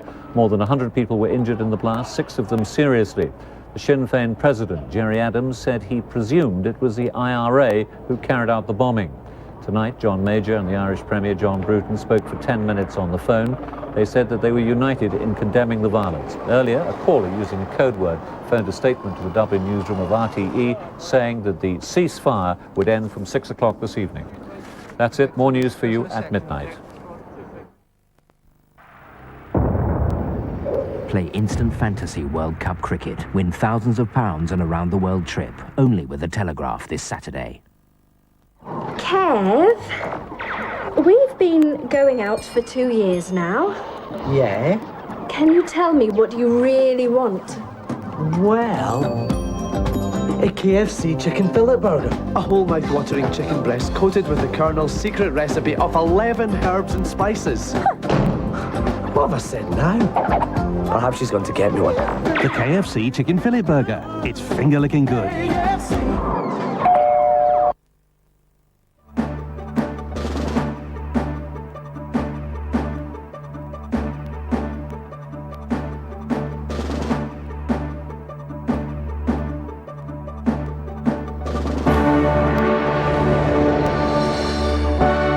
This is Sky News, part of the Sky Television Network. Bomb blast in London, more than 100 hurt in a huge explosion. Ceasefire is over, IRA statement throws peace process into chaos. And Major and Bruton unite in condemnation of the bombing. This is Sky News on the Hour with David Fitzgerald. Good morning. A bomb rocked London's Docklands a few minutes after it was reported that the IRA had ended its ceasefire. More than 100 people were injured in the blast, 6 of them seriously. A short time ago, it was revealed that the Sinn Féin President Gerry Adams phoned the White House shortly before the bomb went off. A presidential aide said Mr. Adams told officials he